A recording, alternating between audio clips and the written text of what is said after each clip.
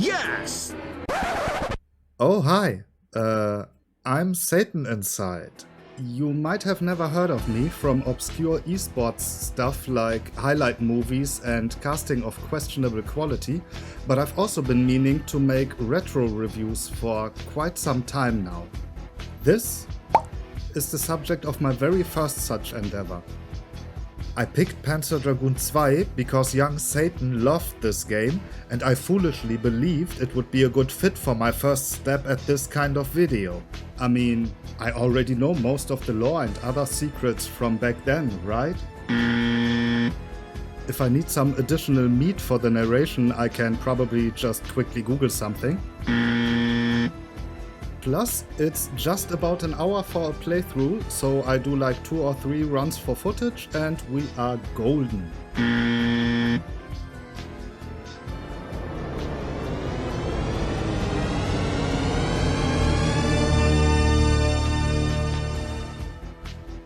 Yeah, turns out this game has a whole plethora of interesting hidden or otherwise obscure stuff to it that's worth mentioning.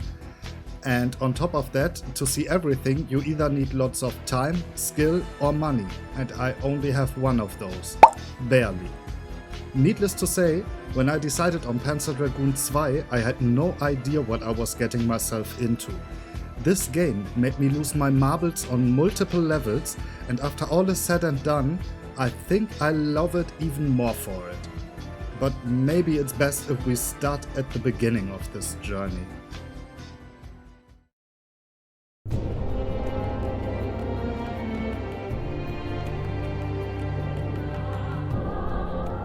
Imagine the middle of the year 1994. Insert 1994 facts here. And a certain Japanese video game company called Sega, you might have heard of them, is gearing up for the release of their upcoming new console, the Saturn, set to take place towards the end of the year. As the old saying goes, software sells hardware, and being an arcade juggernaut of the time, they already have a great potential pool of ports at their disposal.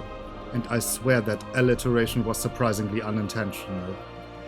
However, around this time frame, a new internal division is founded with a slightly different mission in mind. Developing a new IP exclusively for their upcoming home system and to show off its 3D capabilities while they are at it. That division's name was Team Andromeda, and their contribution, well, I assume you've read the title.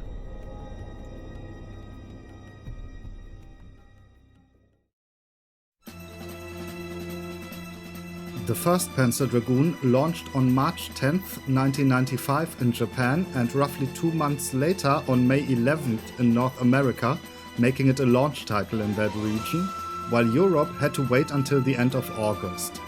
Reviews at the time were generally positive, with particular praise for its graphics, art style and music combining to a fascinating alien atmosphere. Also positively noted was the general gameplay with its satisfying lock-on laser mechanic, graciously borrowed in-house from Sega's own Afterburner series, and of course the innovative 360-degree camera feature. On the other side of the equation, its high difficulty and slight simplicity were brought up as points for future improvement. Panzer Dragoon 1, or 1 if you will, got well received by fans and was ported to the PC and later even the PlayStation 2 as an entry to the enhanced Sega Ages line, although only in Japan. Naturally, Sega found themselves wanting to put out more content featuring their newly created universe, so they expanded Team Andromeda. And then they immediately split them up into 2 subdivisions because they wanted not only 1 but 2 new games for the franchise, both starting development around the same time. An RPG made by the bigger team that would take them 3 years to release and turn out to become one of the rarest games out there, and the game we are dealing with right now, a direct follow-up within the same genre but with a whole host of improvements.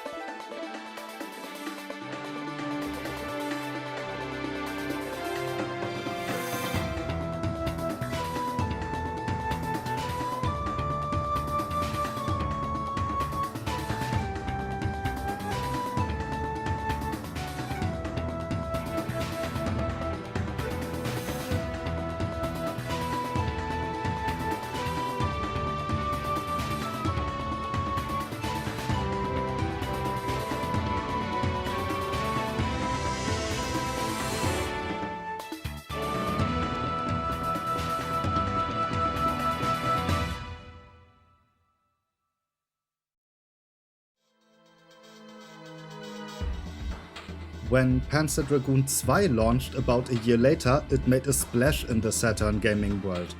Basically all the criticisms of its predecessor had been addressed. The difficulty was toned down, at least for a standard playthrough, while unlocking the bonus content takes a lot of skill. Or a lot of time, meaning either 20 playthroughs on default settings or 30 hours overall. Or a save game of the aforementioned rare sequel RPG Panzer Dragoon Saga, which I had back then because I actually bought it on release day and only got Zwei later. Life is weird sometimes. Anyway, the complexity of the primary gameplay loop got a slight boost with the inclusion of the Berserker Rage meter, which is basically this game's interpretation of what shooting game fans call a smart bomb. Great to rain hell on bosses or groups of enemies, or to get out of sticky situations since you are invincible as long as the attack lasts. And how long it lasts depends on how much the corresponding bar is filled, so it adds an element of resource management. The metagame was also enhanced by adding dragon evolutions. I won't get into too much detail here, but to put it simple, the better you play, the more your dragon grows, which means more health, more berserk meter, more lock-ons for your laser. Your final dragon type also influences which ending you get, among other things. Seriously, you could probably make a video just about that one element and what goes into it, so we will have a closer look later. Critical reception was positive across the board this time. I distinctively remember the official German Sega magazine having only a handful of games with a rating of 95% on their, well, percentage scale. We're talking games like Sega Rally, Daytona USA, Virtua Fighter 2, and Panzer Dragoon Zwei. If you had a Saturn back in the day, you had to have this game. So how exactly did we end up here? What is it that made Panzer Dragoon Zwei this must-have title for the system back then, and ultimately turned it into a somewhat obscure cult classic of gaming's early 3D era? Well, I think the best approach would be to take you on a trip through one playthrough, including quite a few detours. Sometimes literally.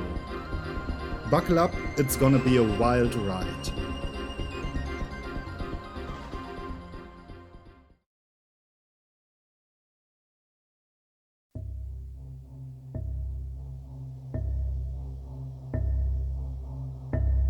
Our story begins in a small village near the border between the Empire and the federal states of Mechania, which are not the best of friends, to put it mildly. In this unnamed world, humanity has it rough and the ongoing wars don't really help. Another source of constant headache is the bioengineered wildlife, created by a mysterious ancient civilization and now left unchecked since their equally mysterious downfall some 10,000 years ago. Technologies of these old ages, like anti-gravity or weapons, sometimes even biological ones, are being discovered regularly and even put to use by both sides of the conflict.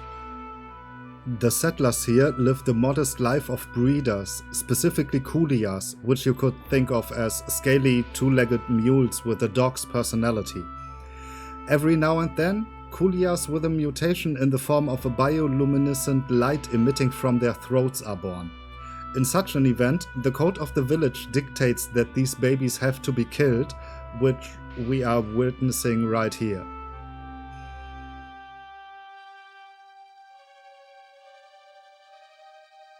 Reason being that they are untamable, and on top of that they are said to be a really bad omen. The attending villagers also comment on the rising number of these mutations in recent times. A young man is watching the said ritual unfold from afar. This is Lundi, our protagonist and also our narrator for the remainder of the game. He doesn't really speak at any point, but during cutscenes, both pre-rendered and real-time, he will share his thoughts with us. In Panzerese, no less, the fictional language of this world, which makes everything even more alien than it already is. Thank the universe for subtitles. It's pretty clear that Lundi understands the importance of the village's code, but he's carrying a secret. There's one mutated Kulia he has hidden away in a shed to save it from its mandated demise. He had named it Lagi, and this particular Kulia had something not even its ill-fated brethren had ever possessed: a pair of wings. Also, he's cute as hell, isn't he? Quick cut to a different scene. The fat guy in the floating chair is the Emperor, talking to one of his subordinates. He has just been briefed that a giant ancient airship has appeared near the border and seems to be acting autonomously, which steers up an idea from him. About a year passes, Lagi grows, and Lundi sneaks him out during the evenings in an effort to teach him how to fly. We are seeing what's probably the most promising attempt yet, when all of a sudden, witnessing his home being eradicated with one single attack by said ancient airship, Lundi understandably looks as shocked as mid-90s CG technology allows him to. He's clearly not the only one though. Lagi begins charging up that glowing organ in his throat and releases a small set of lasers.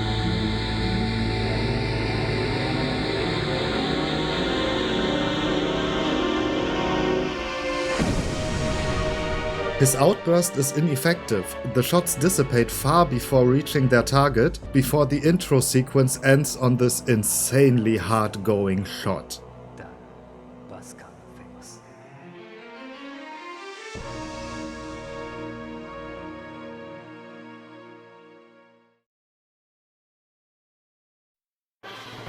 Having made their way back to the village's ruins right after nightfall with revenge on their minds, they find that the ancient forces have not left the area yet. Lagi picks up a suspiciously ancient-looking gun, and our adventure begins for real as we take control for the first time. Welcome to the first episode, or as the game calls it, Destiny Begins. Now feels like a good time to do a quick rundown of the controls, which are fully remappable in the options by the way. D-pad to move the crosshair and your dragon, although the latter only when you look forward.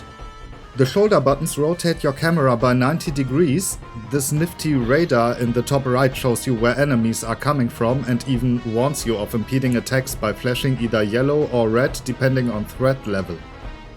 A, B or C for basic attacks. You can either mash for rapid pistol shots or hold to lock on your dragon lasers to multiple targets, then let go to release that ominous light energy. X, Y or Z unleash your Berserker Rage attack, essentially a storm of consecutive auto-locking laser blasts, which is loaded up by shooting enemies the non-Berserker way. There are more nuances of course, but we will touch upon those when appropriate. For now, back to gameplay. Those 4 enemies right at the beginning? That's the most you will see bunched up for the entire level. In an attempt to make the game easier for first-time players, the developers declared the whole destroyed village as training wheel territory. To the point where not a single one of the sparse enemies actually fires a shot at you. You can actually set the controller aside and check Twitter or something.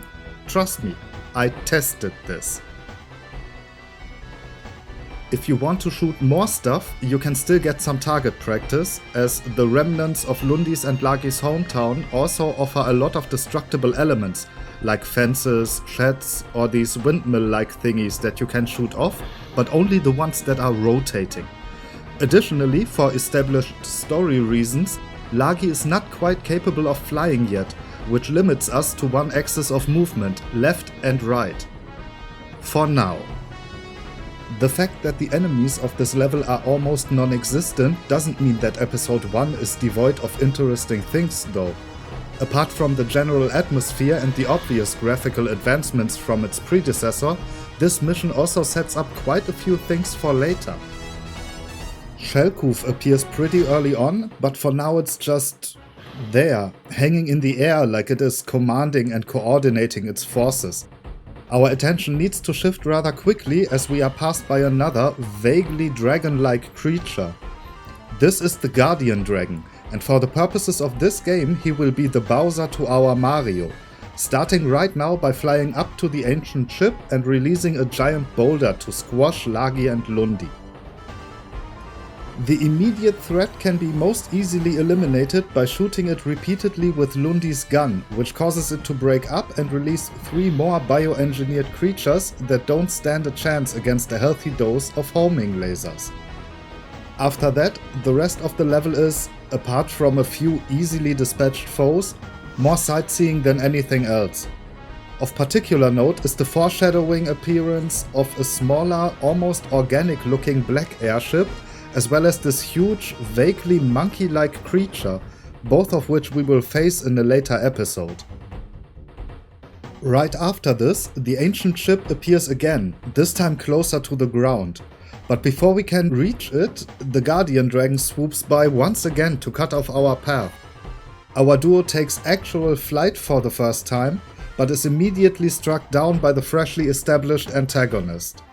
And so, the automated ancient forces that just eradicated an entire village continue to wherever they are headed, but leaving Lundi and Lagi might turn out to be a costly mistake for them. With nothing else left, there seems to be only one path forward for the time being. Pursuing these mysterious enemies and maybe get some revenge out of it. That means following them in the direction we think they are headed, which eventually leads us into the deserted wastelands.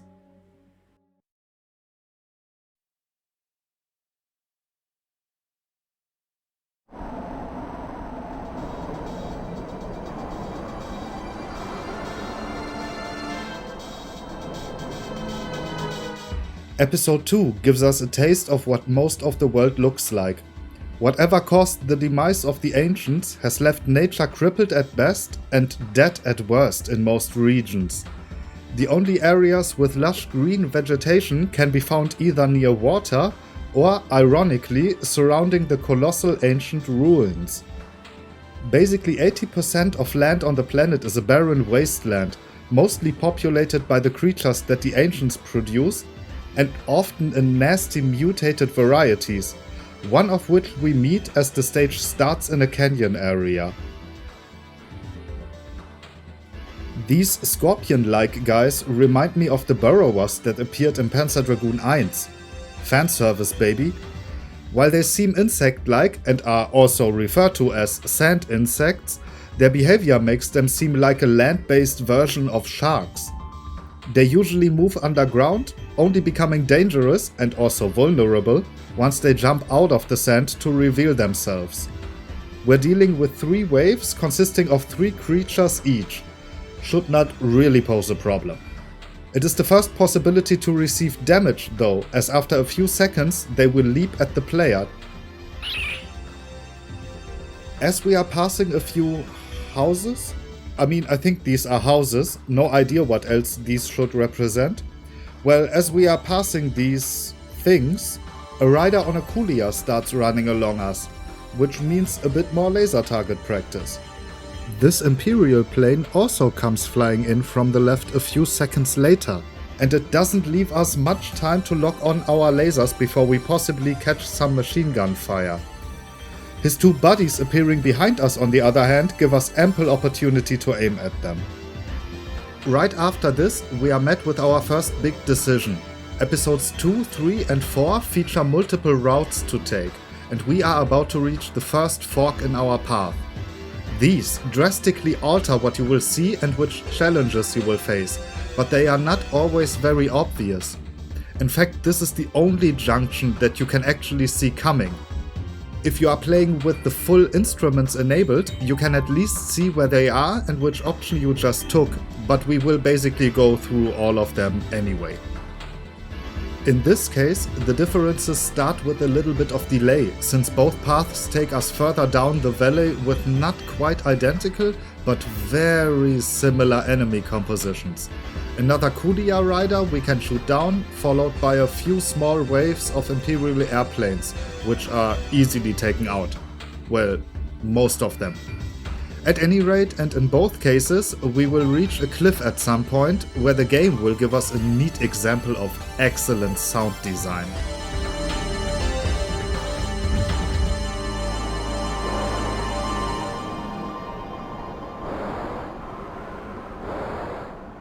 Starting with Route 1, Lagi starts gliding back down towards the ground and the developers pull out a smart trick. At some point, the camera gets locked in such a way that you can't see above the horizon for a few seconds, so the game can load in the next area.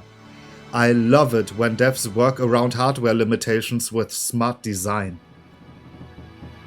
In the end, we find ourselves at the doorstep of a huge Mechanian airbase. The Empire is also here and kind enough to open the gates for us. Now if that isn't considerate of them.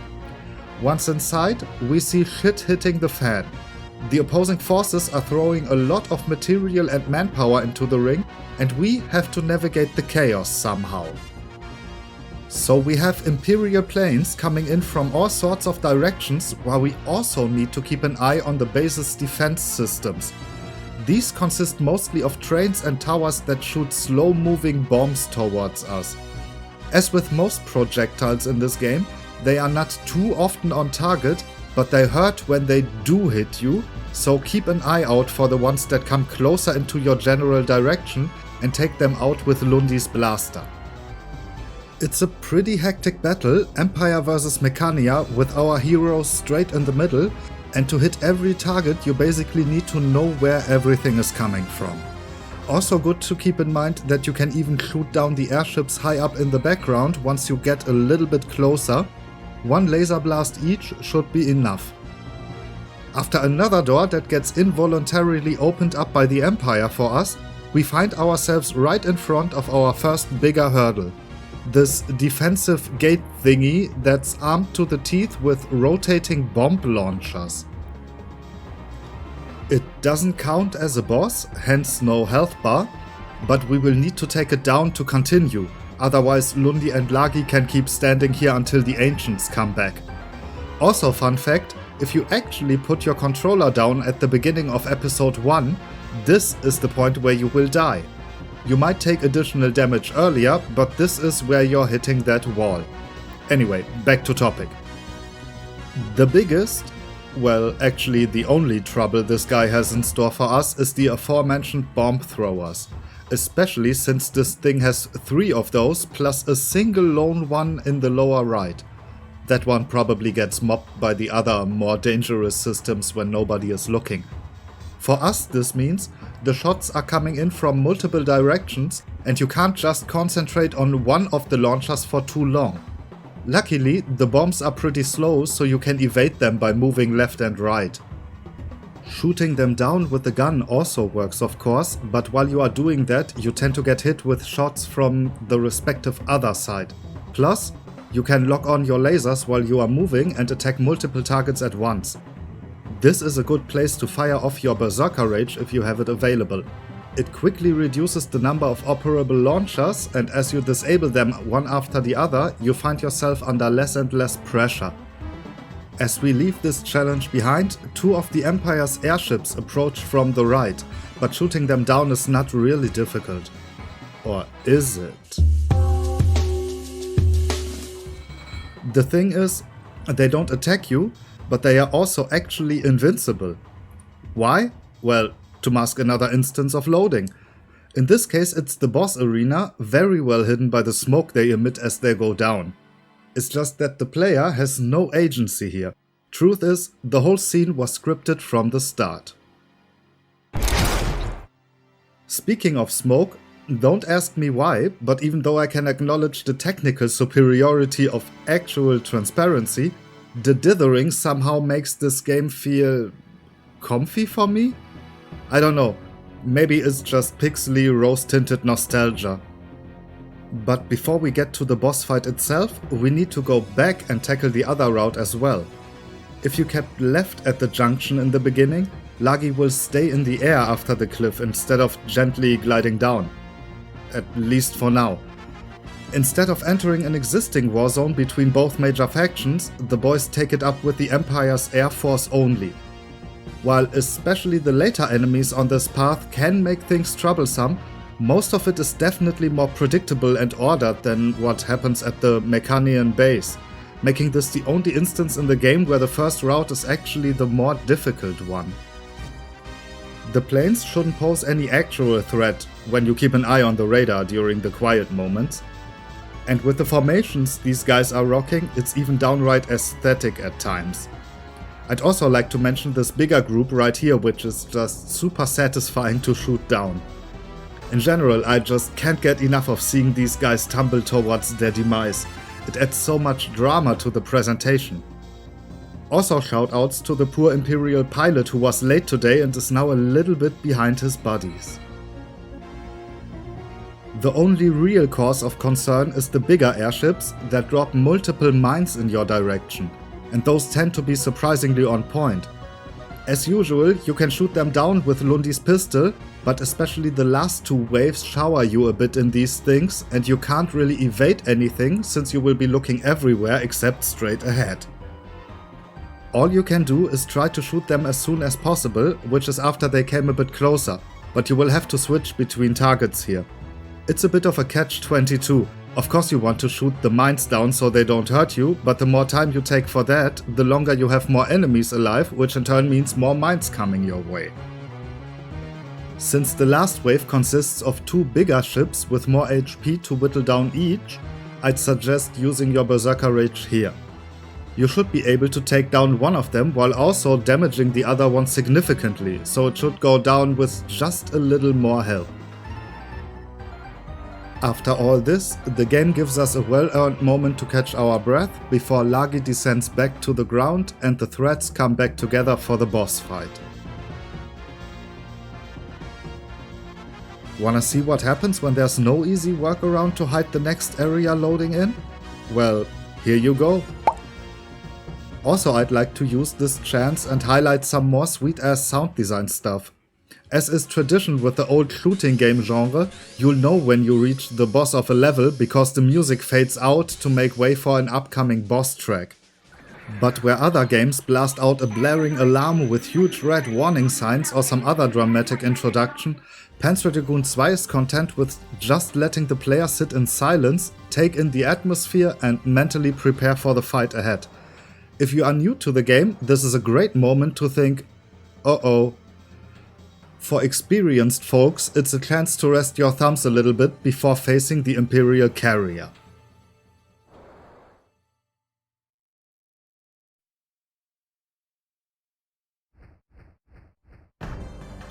Announced first by the music, then again John Who style by a flock of stirred up birds, our first real boss appears behind the right hand rock walls and quickly closes the distance, revealing 2 batteries for launching bombs at us. Or boomboxes, as I like to call them. You know the drill by now. Let Lundi's gun deal with the incoming projectiles, and any moment there's nothing coming your way, keep firing on the weapon systems.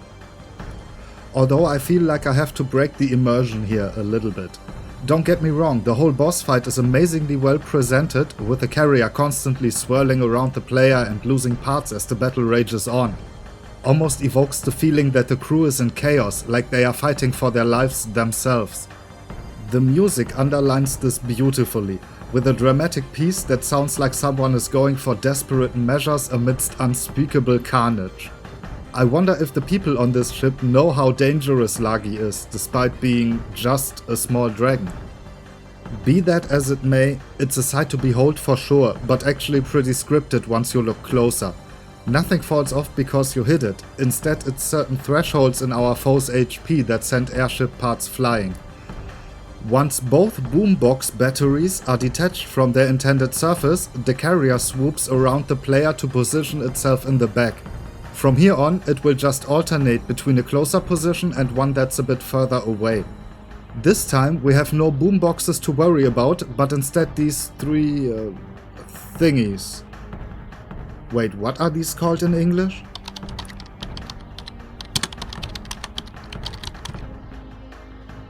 Are you kidding me? Okay, so we're going from the boom boxes to the booms, but as I said earlier, you don't need to hit the parts themselves to take them out. Just keep firing at the main body and switch your concentration to the rockets when necessary. Most of them will probably miss anyway, so try to shoot down the ones you think might get too close for comfort. When the third boom falls, the carrier will start to move a bit more erratically, almost circling Lagi and Lundi before flying straight ahead. There's two things to worry about here. First up, there's a launcher mounted high up its backside. Take that one out first, preferably with a pistol, so that as a free bonus, every rocket it fires gets dealt with automatically. After that, you can start shooting the rest of the ship, but beware of what the carrier is, well, carrying. From now on, the containers that are strapped to the machine will start falling down one after the other. If you shoot them a few times with your gun after they detach, you can deal with them as a whole, but you have to be quick about it.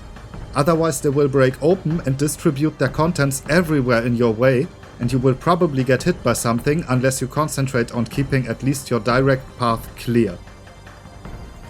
Once the last container has met the desert sands, you can finish things up with a berserker attack, and you will be rewarded with a death animation that's equally as spectacular as the battle leading up to it. Well, except for the disappointingly wimpy explosion at the end.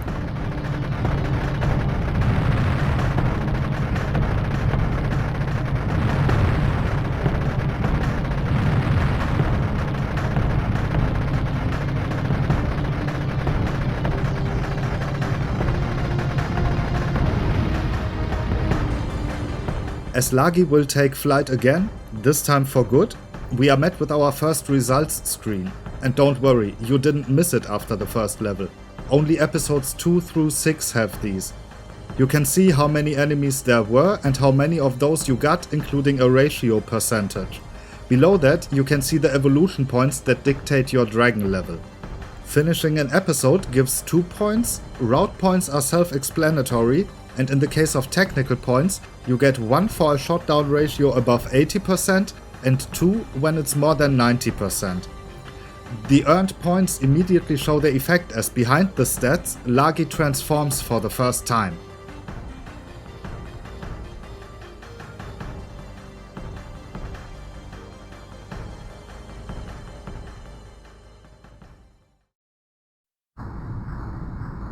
The dynamic duo might have shaken off the Imperial forces for now, but the Mechania are still high on their tails, so after a bit of a hunt, they decide to dip through the treetops of the forest below them. Some of their pursuers give chase, while the rest of their forces proceed to have a really bad afternoon, thanks to the freshly arrived ancient fleet.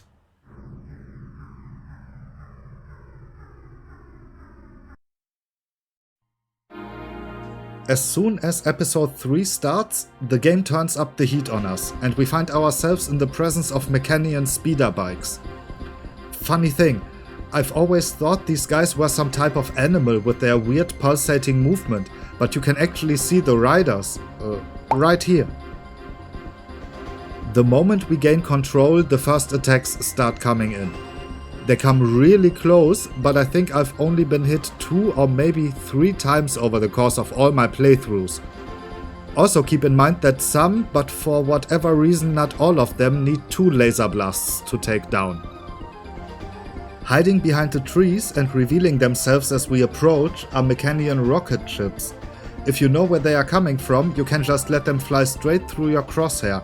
But although they consist of 4 targets, hitting just the cockpit is also enough to take them out.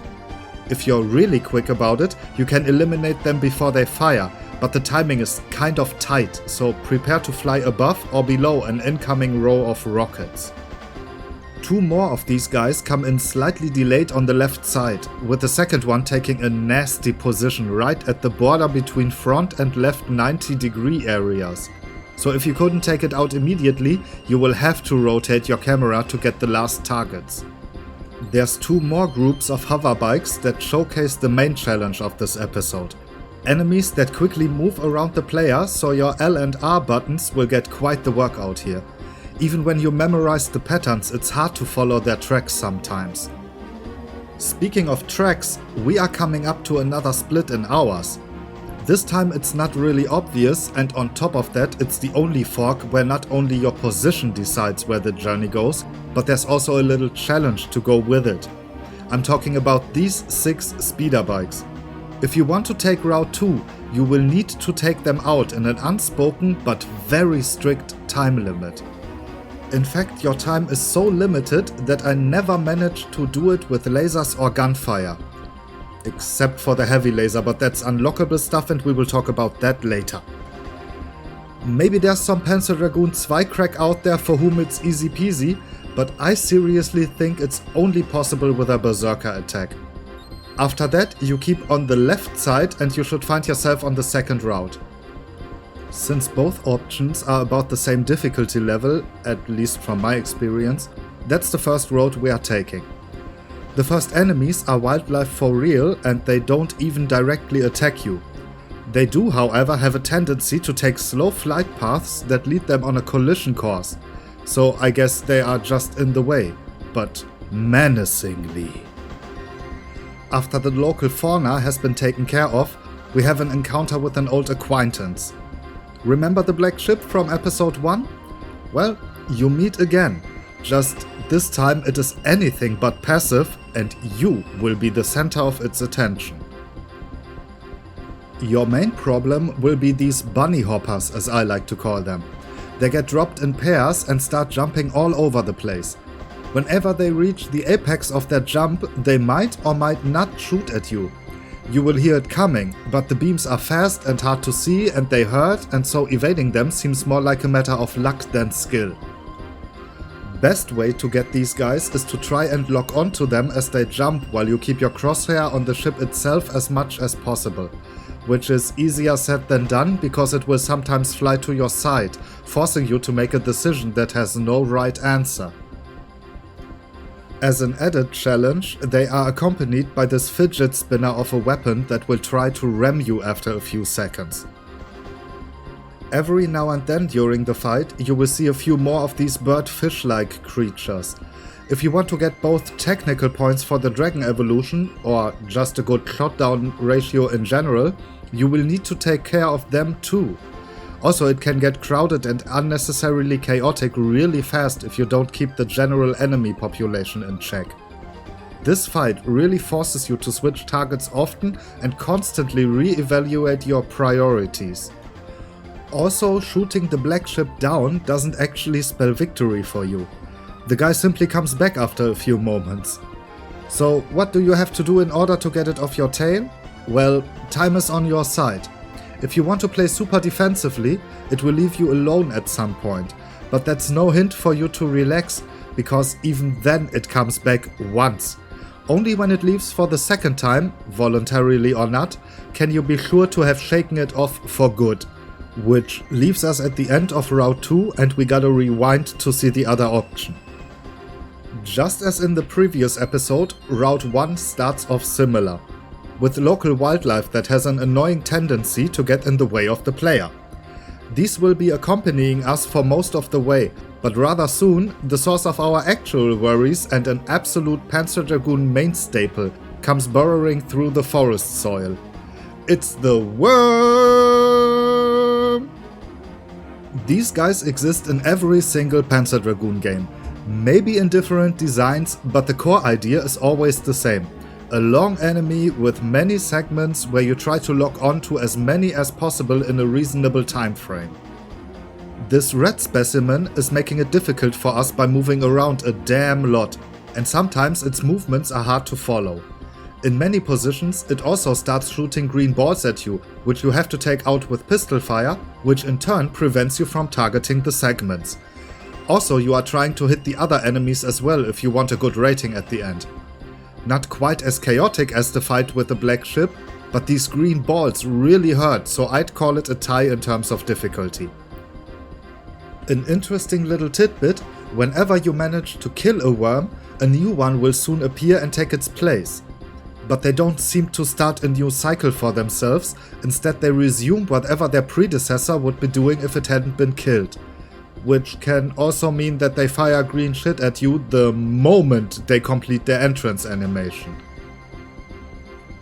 So basically you are fighting one big worm with many bodies. If you are quick enough and manage to take down 3 of them, the 4th one will be blue. I've only seen it once and couldn't finish the job in time, so I don't know if there's some extra secret to uncover here. But from the little information I could gather on the interwebs, it seems like the blue variety is worth a lot of points. Not the evolution points from the results screen, but a more traditional score that's only visible if you set the instrument mode to full in the options menu. With the worms out of the way, it's time to face the boss, also brought in by the black ship, and for this I want to let the introduction, especially the soundtrack, speak for itself.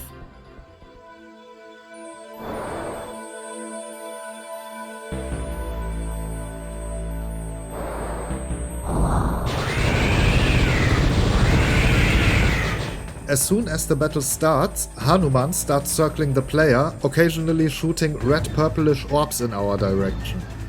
These are pretty accurate, so better shoot down any that are threatening to hit you. Every now and then, he will jump into the treetops, move ahead of you and drop these stationary flame generators. You might not see the creature himself, but he stirs up the leaves and can be targeted with lock-on. 5 or 6 shots should be enough to bring him back down to ground level. After, I'm not sure actually, it's either a damage threshold or 2 cycles, Hanuman will jump in front of you and then start something that seems similar to earlier, but he is hanging from the branches this time. Oh, and he drops even more fire thingies now. Alternate between targeting him and the stuff he drops, while getting as many lock-ons as you can is the way to go here. A while later he will drop back down to the ground and start running in front of you while charging something. It's a giant biological boomerang of some sort. Relatively easy to avoid, but a little hard to judge sometimes, so my suggestion would be another Berserker Rage. That should be enough to take him down, even enough to make him explode instead of going through his normal, way more elaborate death animation.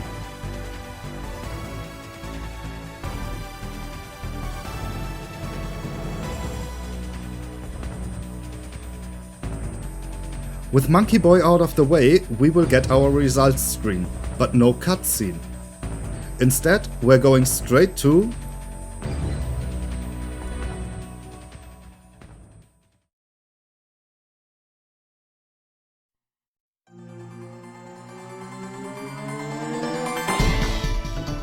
the ruins of episode 4. Ooh boy, there's a lot to talk about here. And the first route choice is coming almost right at the beginning. Which means after 2 sets of these ancient defense drones that rise from below the water surface. They either fire off 4 immediate lasers right in front of them or leave 4, I'd call them green energy orbs, that come at you with a delay, but they do home in on you. After that you have to keep not left or right, but either up or down. First we are going to go down, following Route 1, which starts off by letting us face more of these drones, this time out of the water, as we are flying through all sorts of tunnels with gates that sometimes don't fully open. If you dig stuff like that, just wait until we talk about the third route later.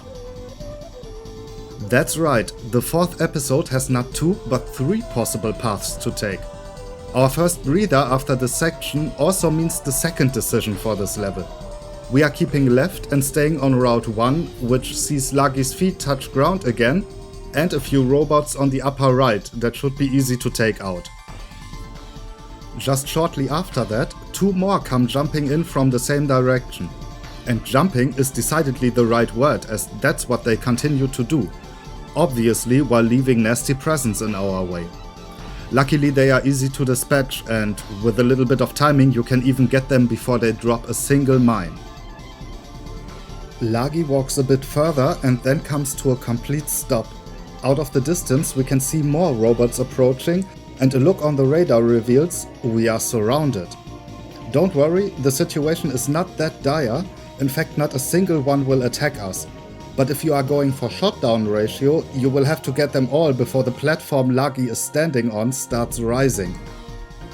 We get a precious moment to breathe and can finally appreciate how big these ruins of the ancients actually are.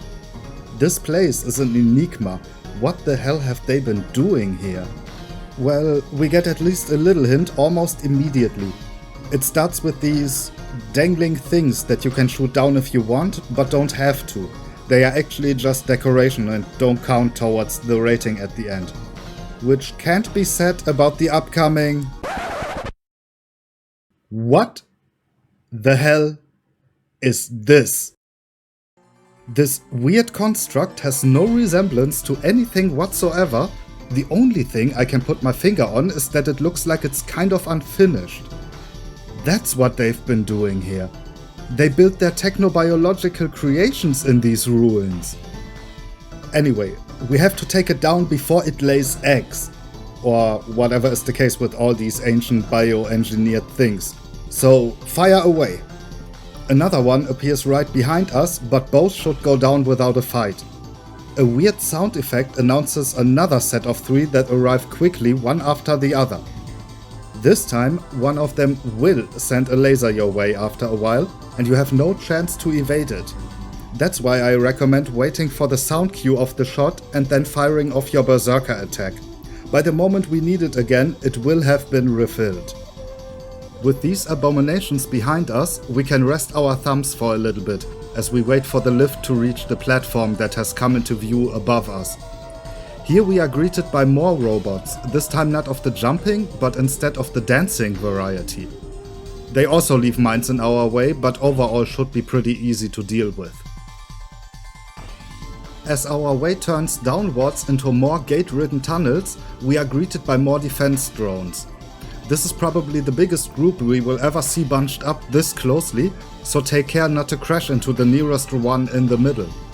Evading their attacks is still surprisingly easy, if a little hectic, although hitting all of them for your rating is where things get difficult. And with that, we have reached the point where all 3 possible paths for the episode converge again. Which for us means, after the first gates and drones section, we are staying on the right side, and as the old saying goes, when one door closes, another one opens up.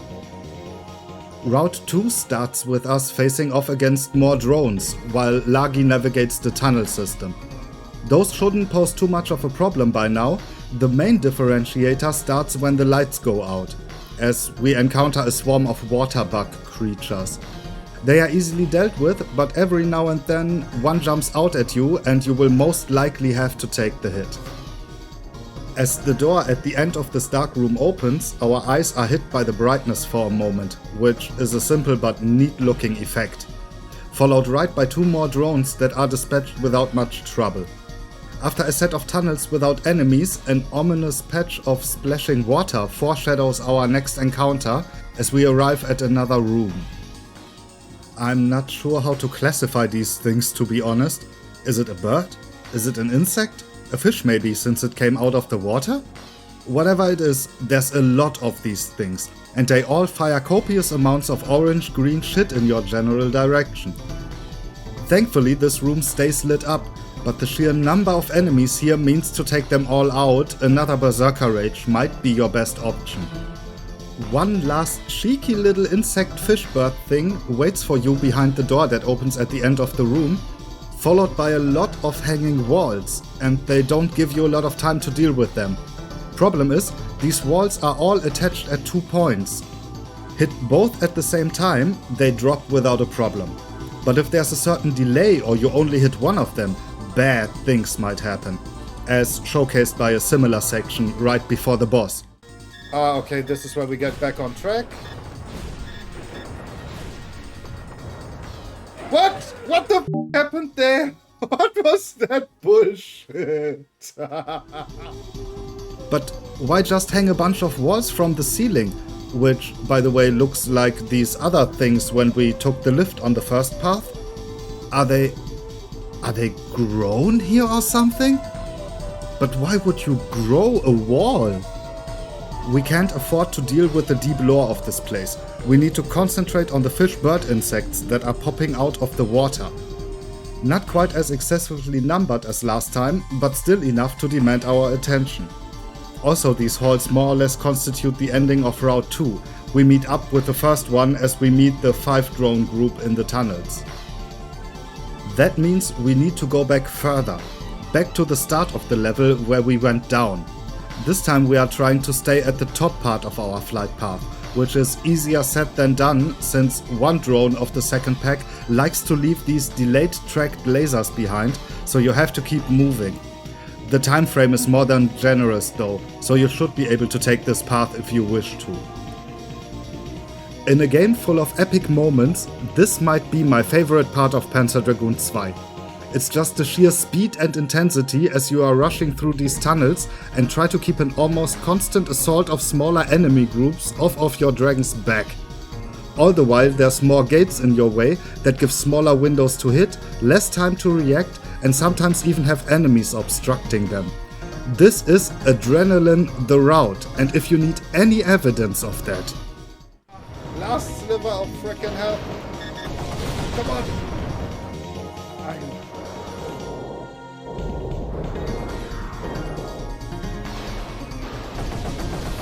Not the end.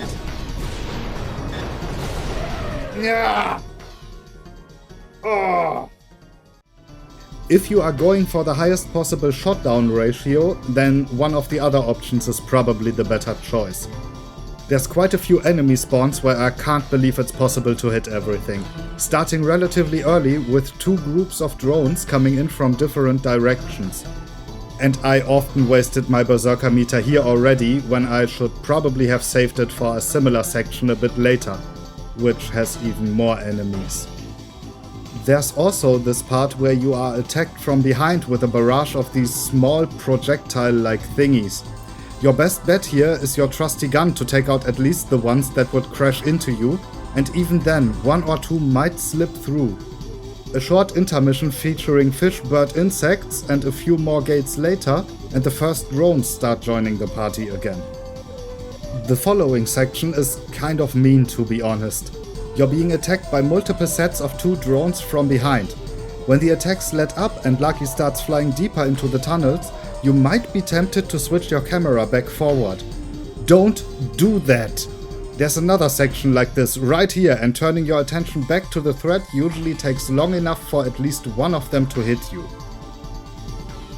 Following this, there's a nasty combination of 2 gates and another big congregation of drones, with a second wave coming straight towards us, and it's really hard to avoid a collision. 2 last enemies stand in our way and perish for it, just as we finally reunite with the other 2 routes. From here on, the end of the episode is in sight. Another row of hanging walls, this time with more than enough distance to react, well, almost always, followed by a single last drone and we enter the final chamber.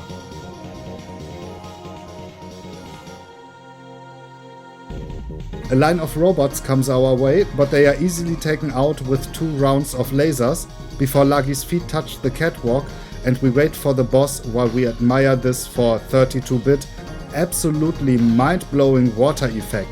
Like, damn! The introduction of our next enemy reminds of the previous episode, as the music starts off ominous and dangerous.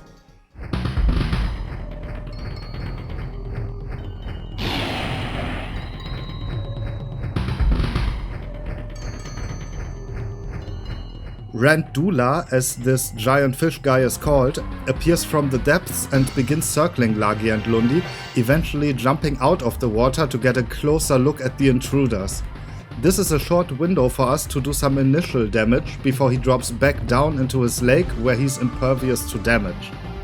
Next, he will be alternating between multiple spots until he decides to jump high into the air, from where he fires a bunch of those blue-orange balls at you that are a little bit tricky to completely destroy before they reach the player.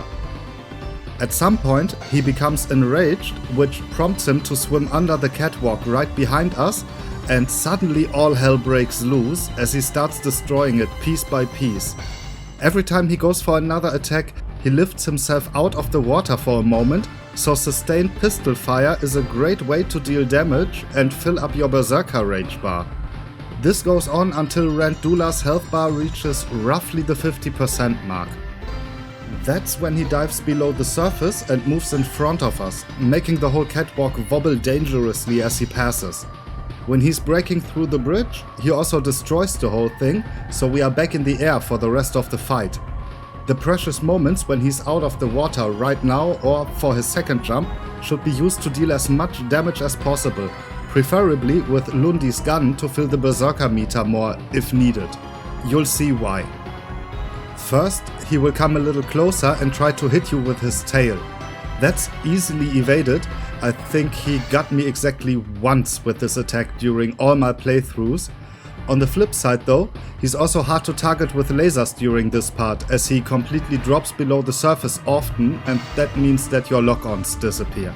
After a few attempted swipes, he will dip below the waterline and start emitting these reddish energy sparklies that ascend to the surface and just stay there. Temptingly enough, they are targetable with the lasers, but that's a trap. If you shoot them, they turn into a scaringly accurate homing blast. But if left alone, they will be totally harmless until they eventually levitate upwards to disappear. Your only chance to damage the Rand during this pattern is to wait for him to come up and show some of his surface area. Get it? Surface? Anyway, at that point you can shoot him with a pistol for a brief moment. Pro tip: if you position the crosshair on the horizon of the water, you can get a decent amount of shots in while firing above every single one of those trap targets. For his next magic trick, the bioengineered monster fish jumps out and starts hovering in the air. He makes a great target, but only because he's preparing his deadliest attack yet. A set of consecutive laser beams that he is swiping either sideways or vertically. If you know the pattern, it is entirely possible to evade every beam, but I prefer to just use the invincibility of the berserker attack that I usually save for this moment. That should be enough to finish him off. Just in case it is not, there's more phases, starting with the reason for the "yet" a few sentences ago. After he drops back into the water, you get a brief window for that tiny bit of extra damage before he gives you a short stare, then disappears. If you see him approaching again, you need to turn left or right as hard as you can, because he's trying to hit you with his tail. Beautiful animation, but hurts like shit.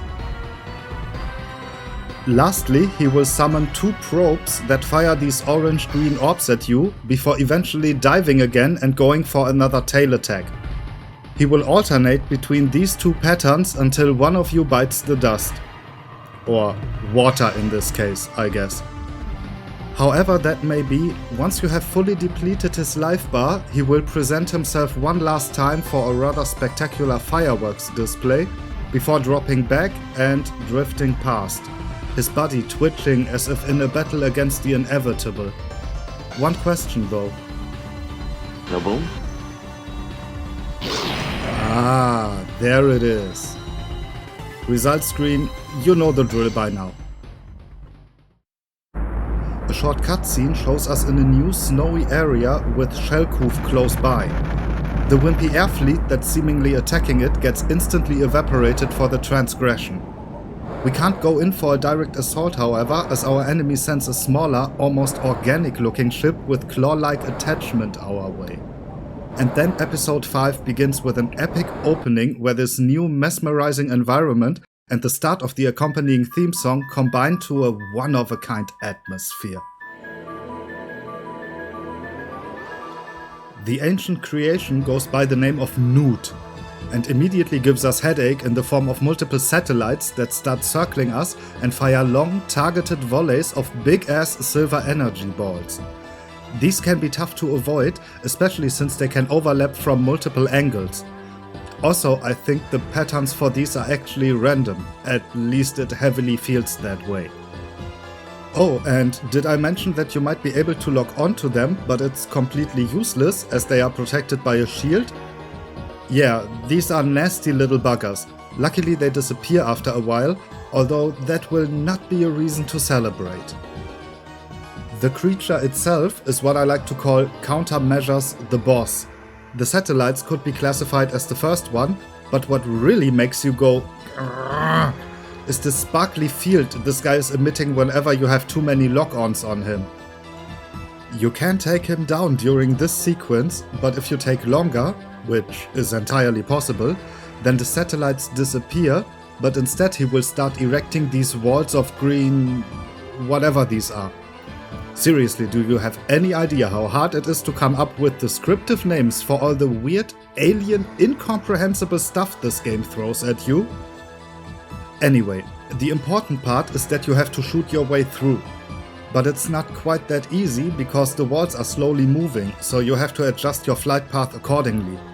All the while you have to deal damage to the main target whenever possible, so that at some point it may crash down into the snowy water below. That will not be the end of it though. As the bubbling water suggests, our new enemy friend is not out of commission, but instead just cruising ahead, no doubt waiting for us somewhere along the road.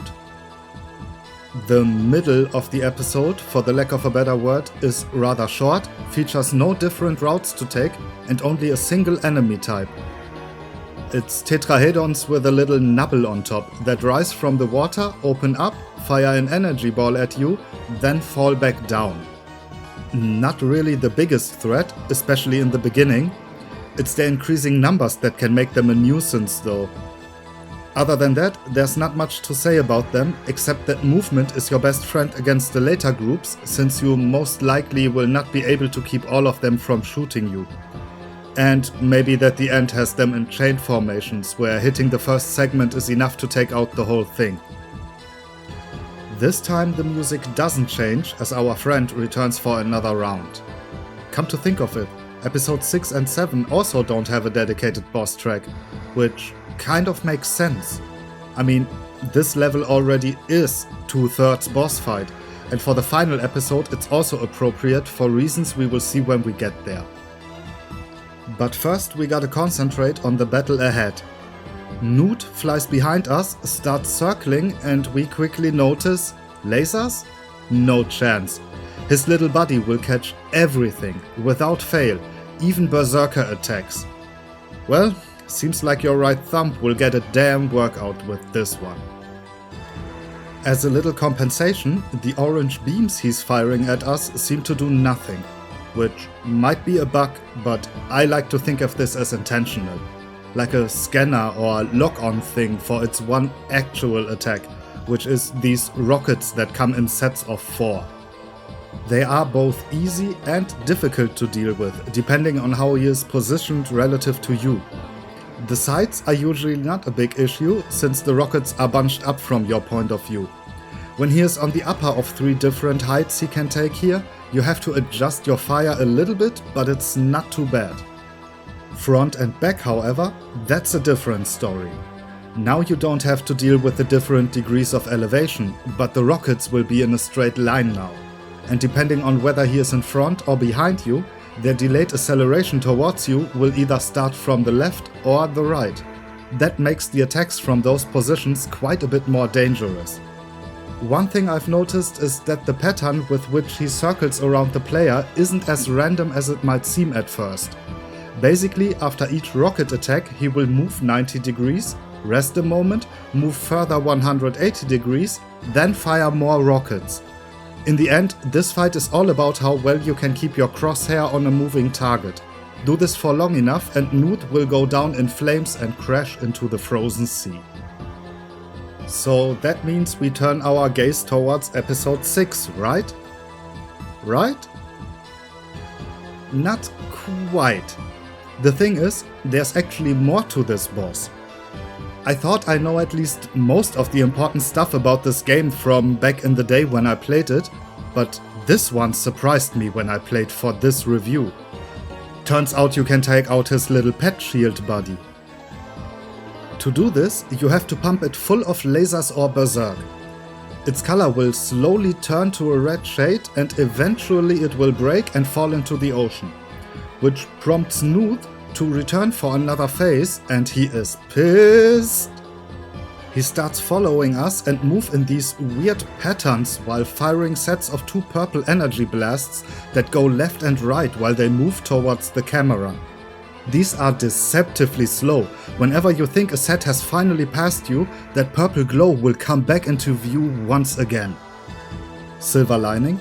Since we've dealt with his shield-emitting helper, we can finally lock onto him to our heart's content. Eventually, Newt will meet his demise and we can leave episode 5 behind us for good. In the following cutscene, Lagi and Lundi are being approached by the Guardian Dragon high above the clouds. Also, it seems like we finally reached our target. Shellkoof is right below us. For some reason, our antagonist leaves us alone for now to fly under the giant ancient ship and disappear there. It kind of looks like he's entering it. We will soon learn that's not what happened, but let's just chalk up this discrepancy to the limits of old 32-bit hardware.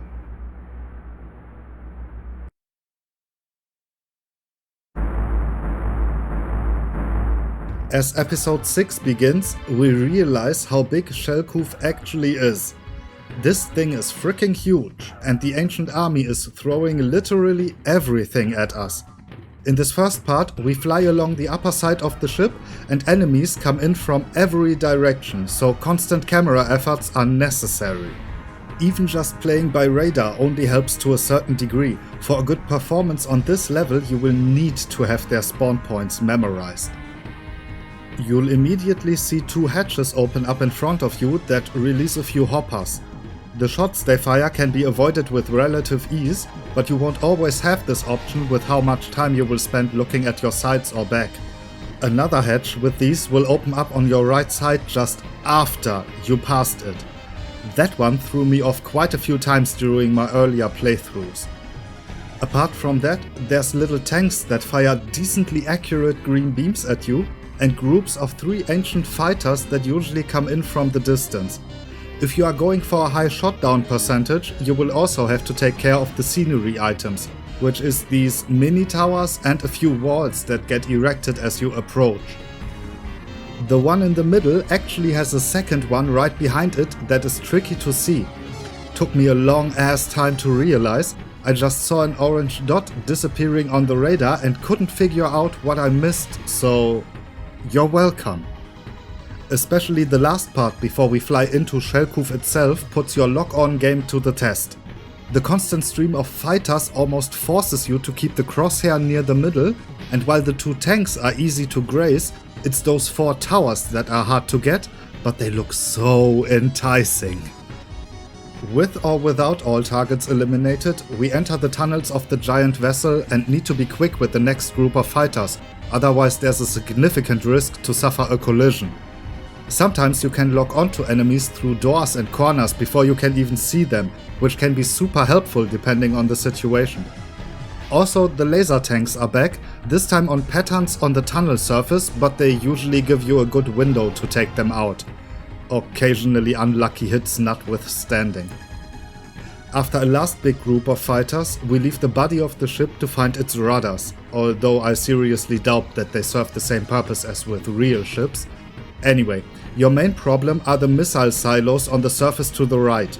The rudders themselves do nothing, but these rockets can be a real pain in the ass. That's why I suggest an immediate treatment with Berserker Rage. That should be enough to take out all the silos, after which you can concentrate your pistol fire on the rudders themselves. One after the other until they've all spectacularly broken off. Why no lasers with so many possible lock-on points, you ask? Well, with the pistol you can get back almost half of your Berserker meter. That's why. Next, we will go back in the same way we came out to cover more tunnels with lots of fighters in them. Which means more opportunities to fly into stuff, so you gotta be quick and somewhat accurate with your lock-ons. If you see light at the end of the tunnel, try to laser as many things as possible before we reach the end and continue right below Shellkoof's belly. As soon as you are in the open, you need to turn around and look down. One fighter group is approaching fast and they are trying to ram you. The next group comes in from below as well, this time from the front right. But just as they appear, the hatch on your upper left also opens up and you basically have to deal with 2 groups at once. It's stuff like this that makes this last section pretty damn chaotic. Right after you've taken care of these threats, you need to turn your focus to the back, where 3 laser turrets reveal themselves. You can't move your dragon around, of course, so you will get hit a few times if you don't take them out quickly. Keep your view to the back and shoot down 2 more sets of fighters on a collision course, then turn the camera back forward for one last gang of hoppers, before we reach a dome-like structure that opens up to reveal a cocoon of sorts. So this is where the Guardian Dragon went. And I would like to highlight once again how weird this ancient biotechnology stuff is. While we can assume that our antagonist gets upgraded here, it seems more like a biological process than anything else. Usually with the topic, people think of it as a combination between living and mechanical parts, but this is different. It's something else that's between both worlds. The little animations in the beginning underline this beautifully. As the first parts start breaking off, we can catch a glimpse of our enemy moving within. The fact that the Guardian Dragon is stationary in this encounter does not mean it's defenseless. His attacks follow a semi-set pattern. An array of green lasers that comes in two varieties.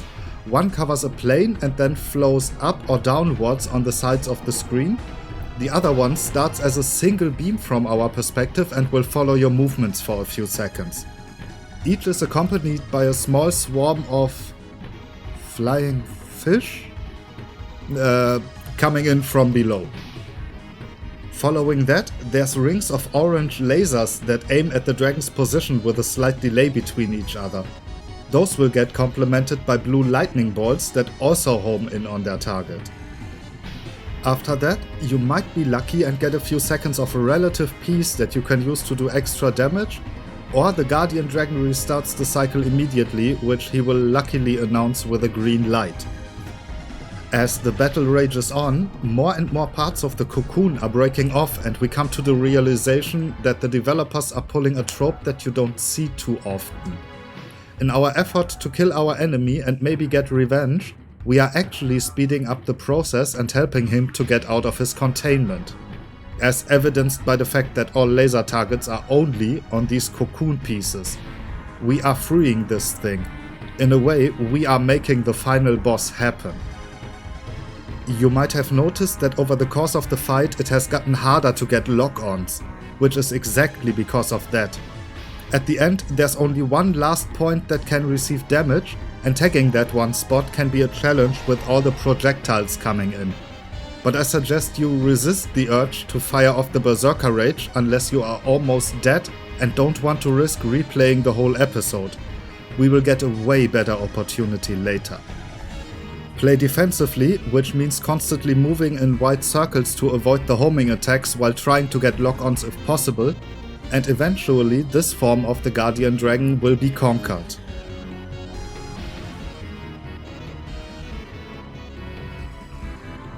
A short cutscene follows where we can see a severely damaged Shellcoof quickly losing altitude. As it almost hits the cloud layer, something green detaches from the soon-to-be wreck, and I'll just leave you with the first few moments of the final episode, just to see how it hits.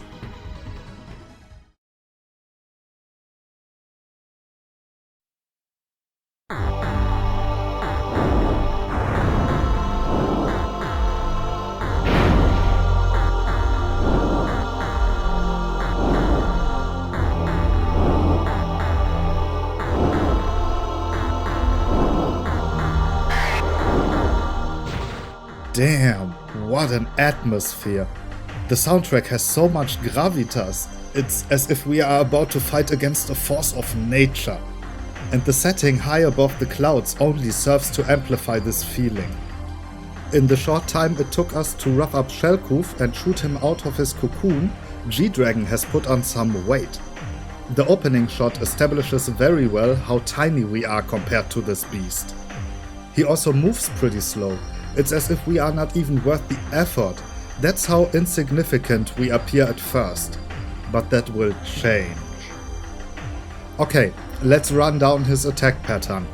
After the Guardian Dragon took a good look at us, he will turn away and charge up a constant stream of white energy particles. They can be evaded by moving into the corners of the screen. You even have enough wiggle room to lock onto him and unleash a few lasers. Also, there's basically a gap during the middle part. Or you can press the Berserker button just a moment before he starts blasting. That way you can just tank through the whole attack while delivering good damage. Don't worry, you will soon get ample opportunity to refill the meter. As the attack ends, he will spread his wings out and decelerate, which forces us to take evasive actions. You can take the upper gap without much trouble. Once he's behind you, he will descend and launch a long swarm of rockets? Let's call them rockets.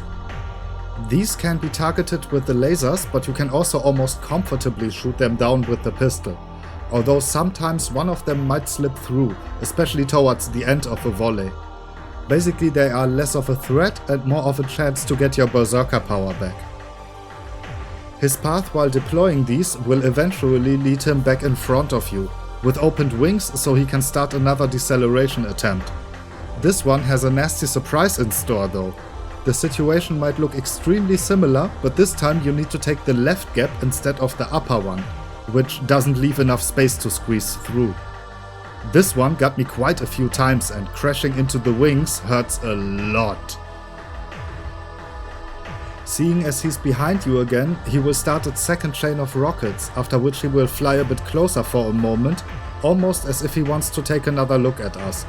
We get a few more shots in before he drops rapidly and then positions himself far in front of us, all the while charging up more of that white energy from earlier. A few seconds later, we learn what he was up to. He closes the distance quick and tries to hit us with his tail, sort of like a scorpion but upside down. Oh, and with an extra helping of sparkly ancient energy blasts, which makes this possibly the most damaging single hit in the game. You can evade this attack, but it will need a bit of timing. Do it too late? Well, that speaks for itself. But if you do it too early, he will adjust to your movement and hit you anyway. Basically, you want to stay on one side of the screen and start moving over the moment he begins his approach. I personally think this is a great time for another Berserker Rage. The rockets from earlier should have given you enough power to last through the first 3 hits. That might depend on the exact dragon evolution you are rocking when you get here though. At any rate, at least on attempt number 4 you will have to evade his tail. I managed one time to finish the Guardian Dragon at this point, but most realistically he will have a good bit of health left and continue his pattern, which leads him to fly downwards while firing a constant barrage of blue balls. Stay away from the left side of the screen and you shouldn't take any damage here. You can get in a lot of lock-on lasers though. Once we have reached the cloud cover, he will continue to fly in front of us and fire purple homing lasers from the tips of his wings. You know by now how to avoid stuff like this. Just fly your dragon in circles around the screen. You should also be able to get a few lock-ons in during this time. After that he will send another stream of blue balls our way. This time the left side of your screen is your friend. Should you both still be alive after this, you will actually get a tiny bit of acknowledgement, although I don't know if he means not bad or you little piece of shit. Whatever it is, get ready for the last move in Big G's arsenal. A combination of the white sparks with more purple lasers, but these come in faster and more accurate. And as much as I would love to carry the momentum straight into the second phase, there's 2 things we need to talk about. Quick topic first, should your dragon evolution level not be high enough, then this is the end. Guardian Dragon defeated, row standard epilogue and credits. We will dive into the dragon types and stuff a bit later, but for now the important info is that the threshold for this bad ending is pretty damn low, which is why I didn't even know about it until I triggered it on my first review playthrough. The second thing is actually an interesting observation that I read many years ago about Buff Guardian Dragon. Almost all his weapons are at the back. The rockets are technically not, but they are more of a just release and they will find their target kind of thing. Even the Stinger attack, while it does aim in front of him, is carried out with his butt. This enforces that feeling we talked about earlier, how this whole first phase makes us look insignificant while our opponent seems to be on an overwhelmingly other level. Whoever originally engineered this creation was absolutely sure that nothing would ever be able to compare. That's why he doesn't even need to keep looking at you if he wants you dead. You just couldn't ever be important enough. We have a saying in Germany that fits this insanely well. to not even look at someone with your ass. The first part of this fight pretty much feels like that. Okay, back to the spectacular stuff. The Guardian Dragon in his bulky configuration turns to us one last time before he breaks apart, the pieces disappearing in the clouds below us. But our work here isn't done yet.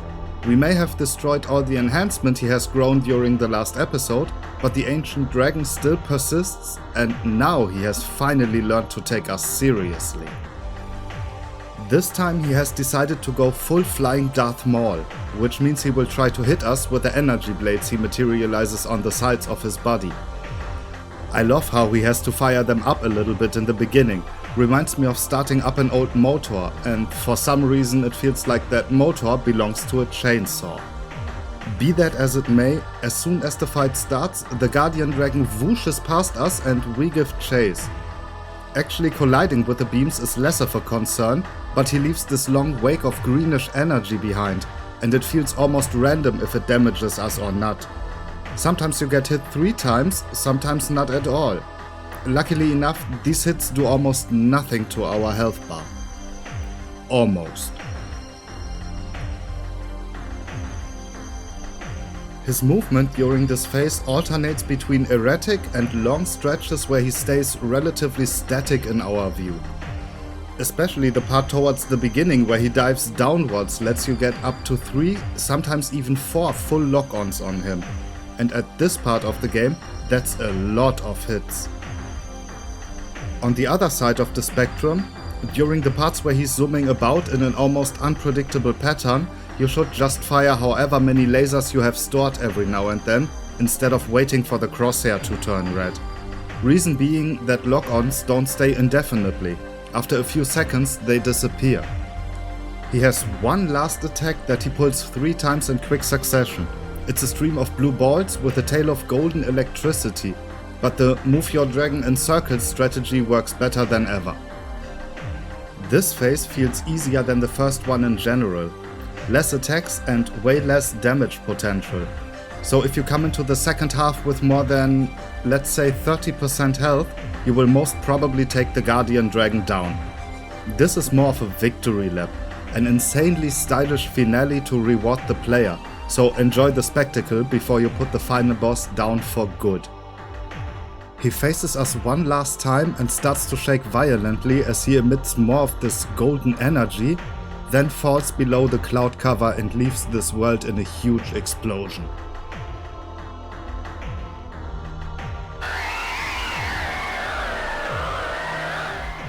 That's it, we defeated the whole ancient fleet. Well, apparently not quite. Despite everything, Shellcoof is still in the air and more active than ever, sending out a huge swarm of creatures. Lagi shields Lundi with an energy bubble and sends him on a slow descent before he races towards the enemy fleet.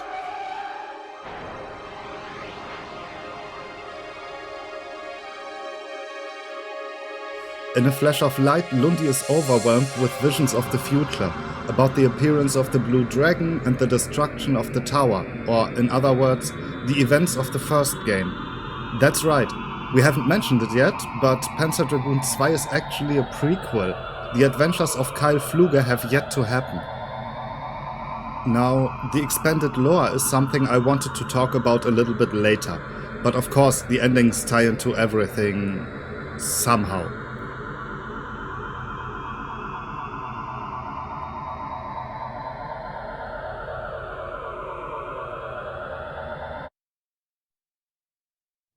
As Lundi wakes up, he finds a crashed and this time definitely destroyed Shellcoof.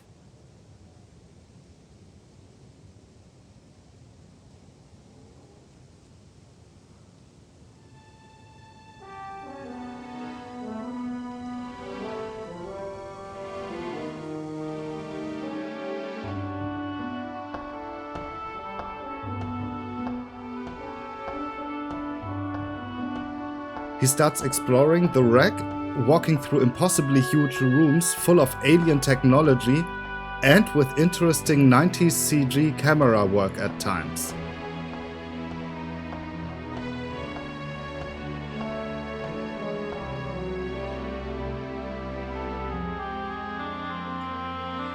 After entering another hall, he makes an astounding discovery. A giant mural high up a wall bearing a crest that most prominently features...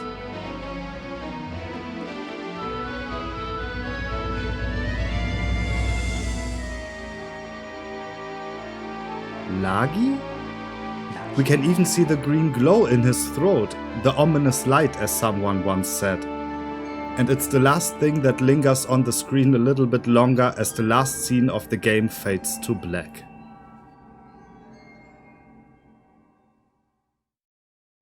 I find it remarkable that the developers went through the effort of creating different versions of the epilogue depending on your final dragon evolution.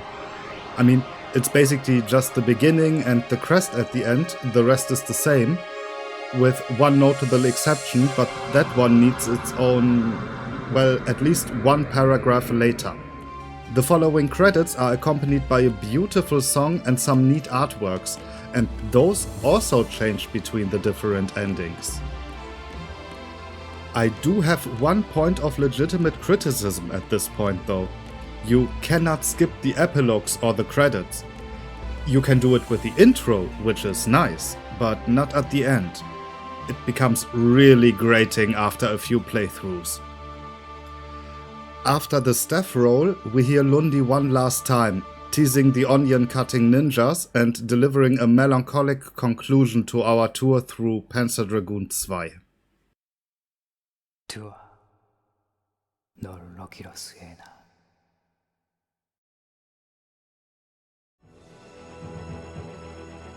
As the very last thing for real, we are graded on our performance throughout the whole game.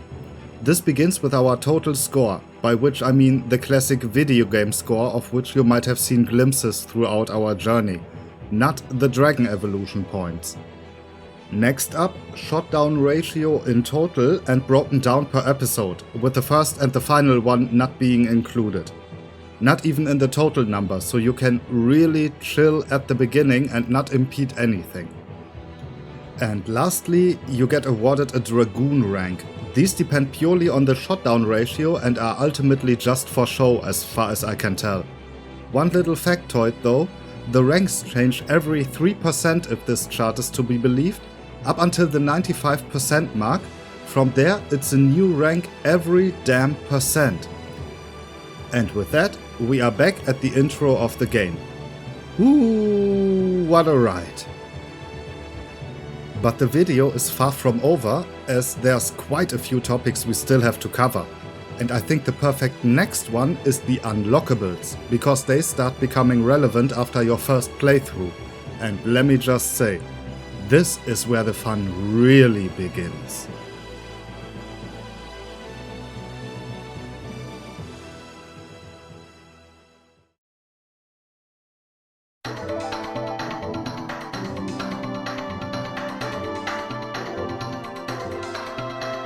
May I introduce Pandra's Box? No, not Pandora's Box, although it's pretty obviously a reference.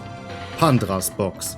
This is a set of options to tweak your gameplay, sometimes in very interesting ways. A lot of stuff is already unlocked, some of the remaining things get added as you play more, and for some others you will have to get the full unlock. Okay, let's run down all the juicy stuff that's on offer here. The first point is an episode select, which is mostly self-explanatory, I think. You can choose which episode to start in. That includes the opening as well as the epilogues and credits that you have unlocked by finishing a default playthrough with a certain dragon type. Once you unlock the whole Pandra's Box experience, you can also watch old promotional trailers here. On top of that, there's Zero Space, which I need to dedicate a separate paragraph to.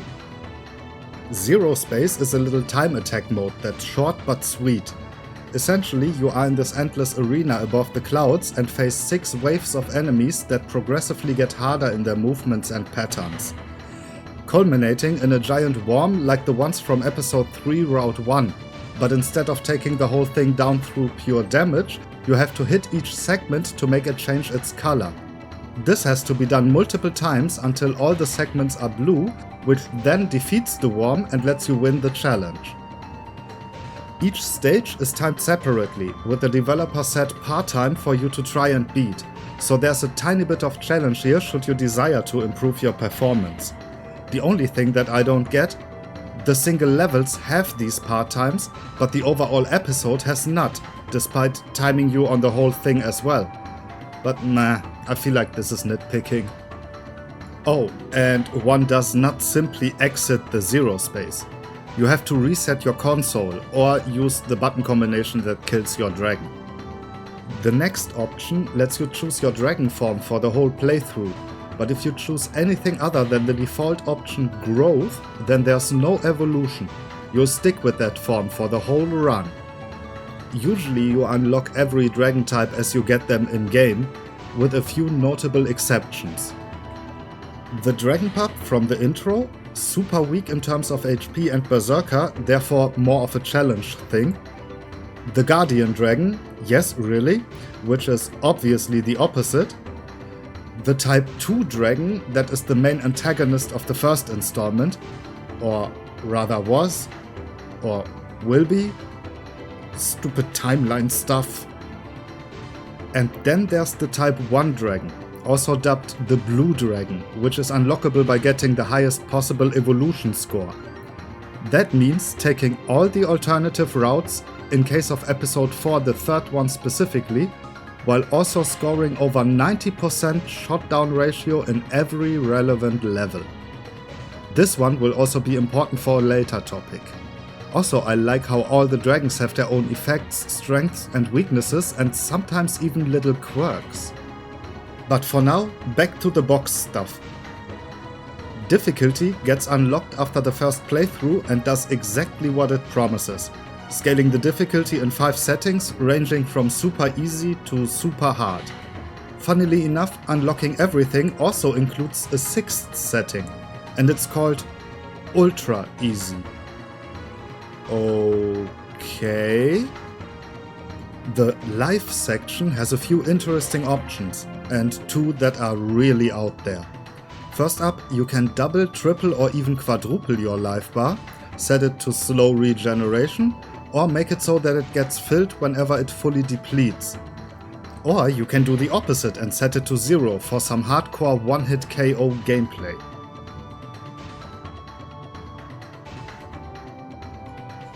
The real outliers though are the Lundi and Lagi options. These have you taking to the skies with either Lundi alone, despite all physics, or Lagi, which means, you guessed it, only lasers and Berserker to work with. These 2 are part of the Unlock Everything family. Under the point Shot, you can customize stuff pertaining Lundi's handgun. Either 3-way or 5-way shots, a setting called Graviton that makes the shot stronger and the projectile way bigger, and a homing option that only helps a little bit and feels more like modern aim assist. Laser is the same story but for Lagis, well, lasers. Except these get a little bit more nutty. Starting with full auto, which does exactly what it says. The moment you get a lock on is the moment a shot goes off. You don't even need to release the button. Or even hold it down for that matter. BCTRL is something where I can't really comment on the name. I'm seeing an abbreviated control here, but that's about it. Anyway, with this option, anything that may dare to enter your view gets a taste of laser power, as long as you hold down the button. No need for aiming, if you can see it, it dies. BCG might be one of the funniest choices in my opinion. Technically works the same as the default setting, but see for yourself.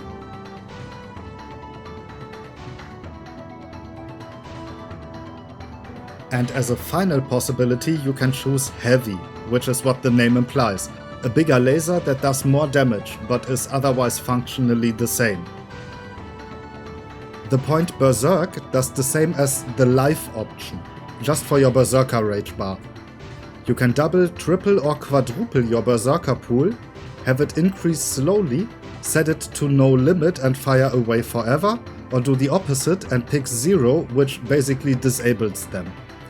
The last thing is promisingly called Tornado, but disappointingly it's just the normal berserker attack while your camera automatically spins around whenever you use it. Next up, my probably favorite option, rolling. It's just a yes or no question on whether you want your dragon be able to roll when you press left or right multiple times. It's like what Star Fox does with the shoulder buttons, but with the D-pad. And a camera that actually rolls with the dragon, which I really love as it feels super kinetic. Not the way for super effective play of course, but damn is it fun.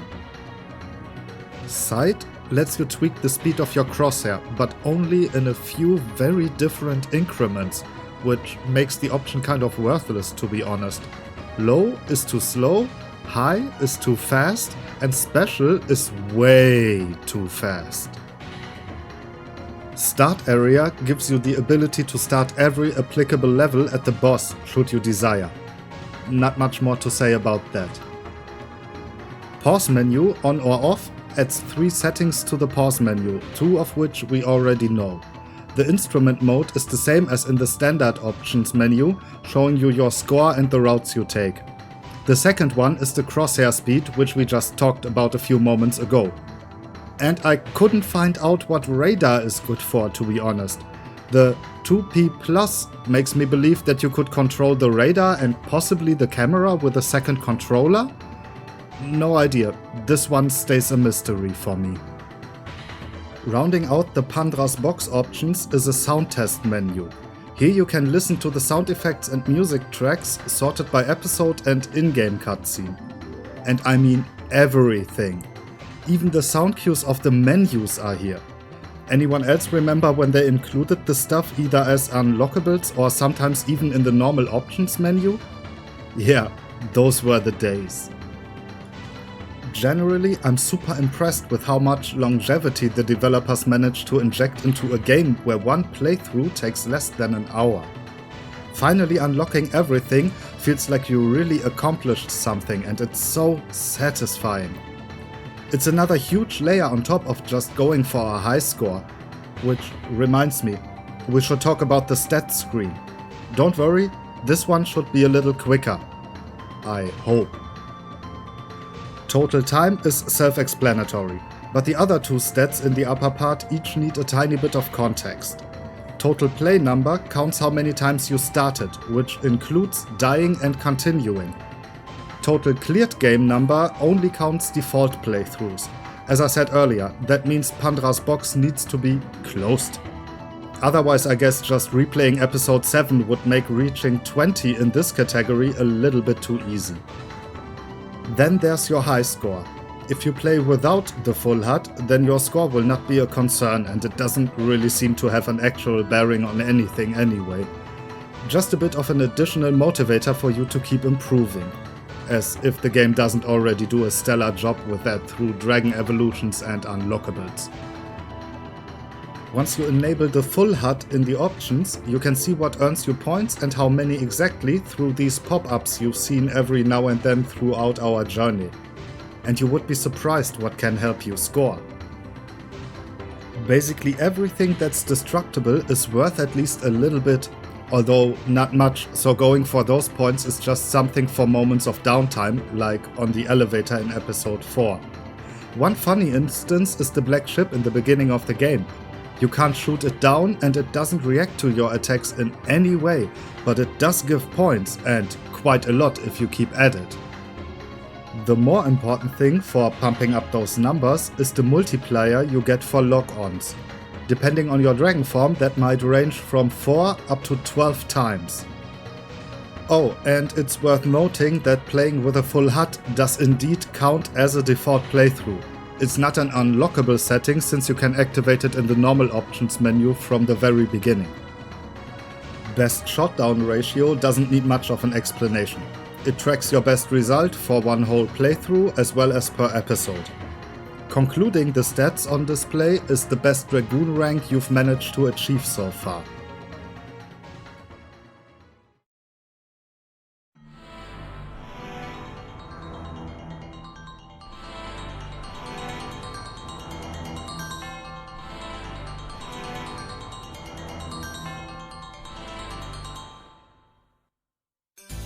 With the abstract stuff out of the way, let's cover graphics next.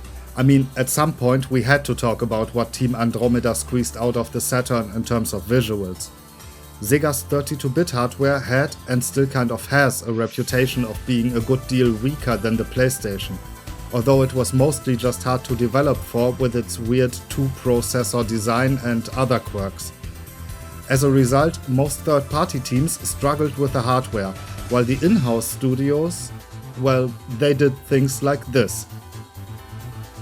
Not only does Panzer Dragoon Zwei feature some of the best visuals on the system, it's also one of the most unique looking pieces of interactive entertainment regardless of hardware. On a purely technical level, the developers upped the frame rate from the original's 20 to now 30 FPS, while bumping the resolution to a sort of semi-high res, with double the pixels on the X-axis only. As with most in-house Saturn games, one of the two graphics processors takes care of the background and sprite work, while the other one goes beast mode on everything polygonal. There's a few moments in the game where that synergy is used in interesting ways to up the scale. The jump off the cliff in episode 2 comes to mind. The lift and the boss arena in episode 4 are also prime examples. The only small nitpick I can come up with is the texture warping that happens at the edges of the screen. I don't think it's a subdivision thing like what happens usually on the PlayStation, but to be honest, I have no idea what's going on here. By far the most important aspect of the graphics is the art style though. There's simply no other game series out there that looks comparable. Obviously, any instance of ancient technology looks weirdly natural, with flowing lines rather than sharp corners. But at the same time, it doesn't seem fully natural in its black and white color scheme. And to a certain degree, that theme seeps into the fauna as well. After all, a good deal of it is comprised of ancient creations, either unchanged or mutated. Similar for the human factions. Most of what we get to see is military in nature, but since all their designs are based off reverse-engineered ancient devices, they only have a vague connection to real-life technology. Also, the bigger ships look kind of old school with the anti-gravity thingies that resemble balloons or zeppelins. Combine this with the backdrop of a post-apocalypse that's refreshingly not nuclear or magical in nature, and you get something that can only serve as its own description. It looks like Panzer Dragoon. The sound is, well, same story, different sensory organ. First up, the music. For having only 7 episodes, the game has a surprising number of tracks. That's in part for traditional reasons, like having at least a few separate boss songs, but another factor is the branching paths that often come with their own music. The tracks themselves are equally as alien as the visuals. Now, I'm an absolute noob when it comes to music theory, so I can only offer the impressions I can consciously gather here. And I can't even tell you if the OST is played directly off the disc or if there's some Saturn audio hardware thing going on. Like, the Wikipedia article says it's not pre-recorded, but instead made with something called pulse code modulation. But then the article on that states that it's used for CD audio among other things. So what's it gonna be now, damn it? At any rate, the whole sound font comes off as rather unusual, as if it incorporates instruments that don't really exist but sound feasible? A great example would be the track that accompanies episode 4 with these sharp string-like samples. Those samples also lead me to one term I do know about soundtracks, which is leitmotif. Essentially a sort of identifying melody that gets picked up multiple times throughout a movie or game. Which is exactly what these samples are doing here. And the intro and the title screen, obviously. And the credits. And episode 7. And then there's the remix for the fully unlocked Pandra's box. Anyway, another thing I'd like to mention is how well the music tracks work together with the visual presentation. I've listed lots of stuff already throughout the playthrough, so just to add another example to this, episode 3, especially the beginning.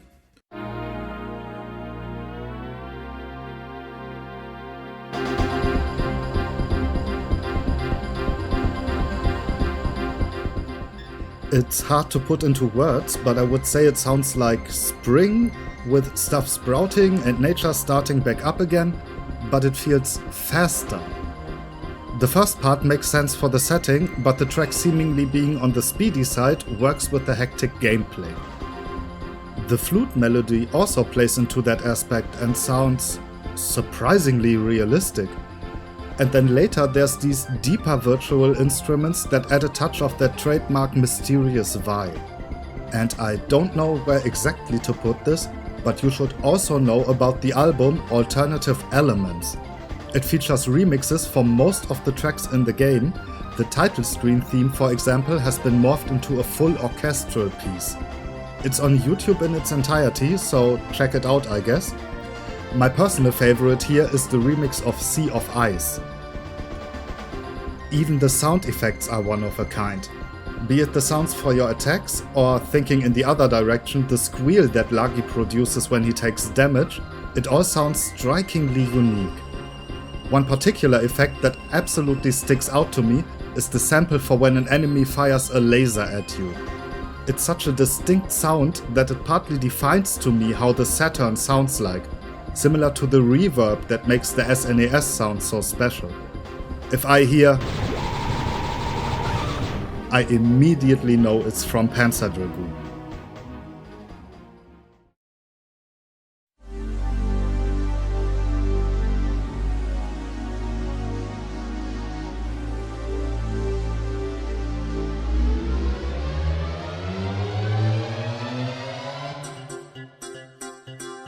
And now that we've covered the technicalities, we can turn our focus to the last big elephant in the room: lore stuff.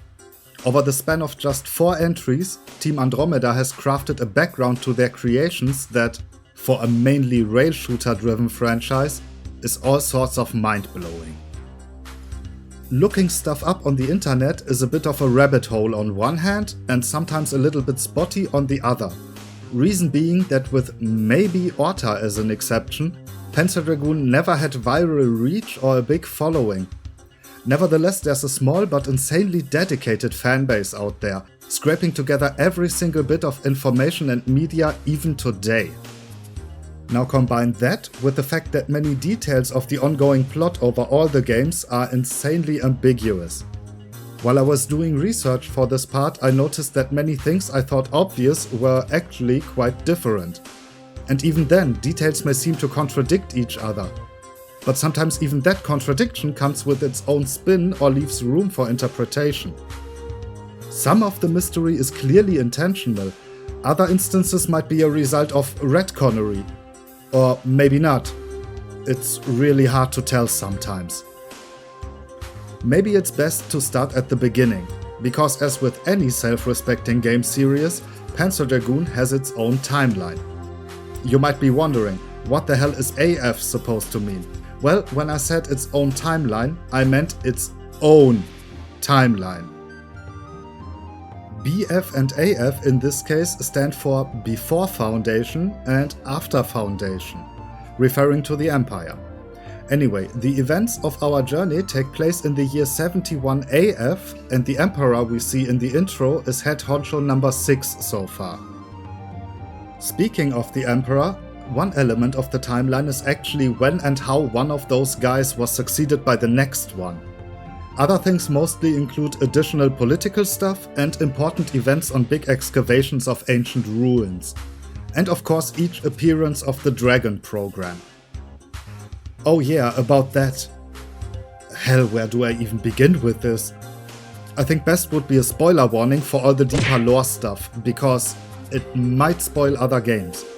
So, you have been warned, I guess. Okay, so to understand what the Dragon program is, we need to talk about 2 other important things first: the towers and Sestren.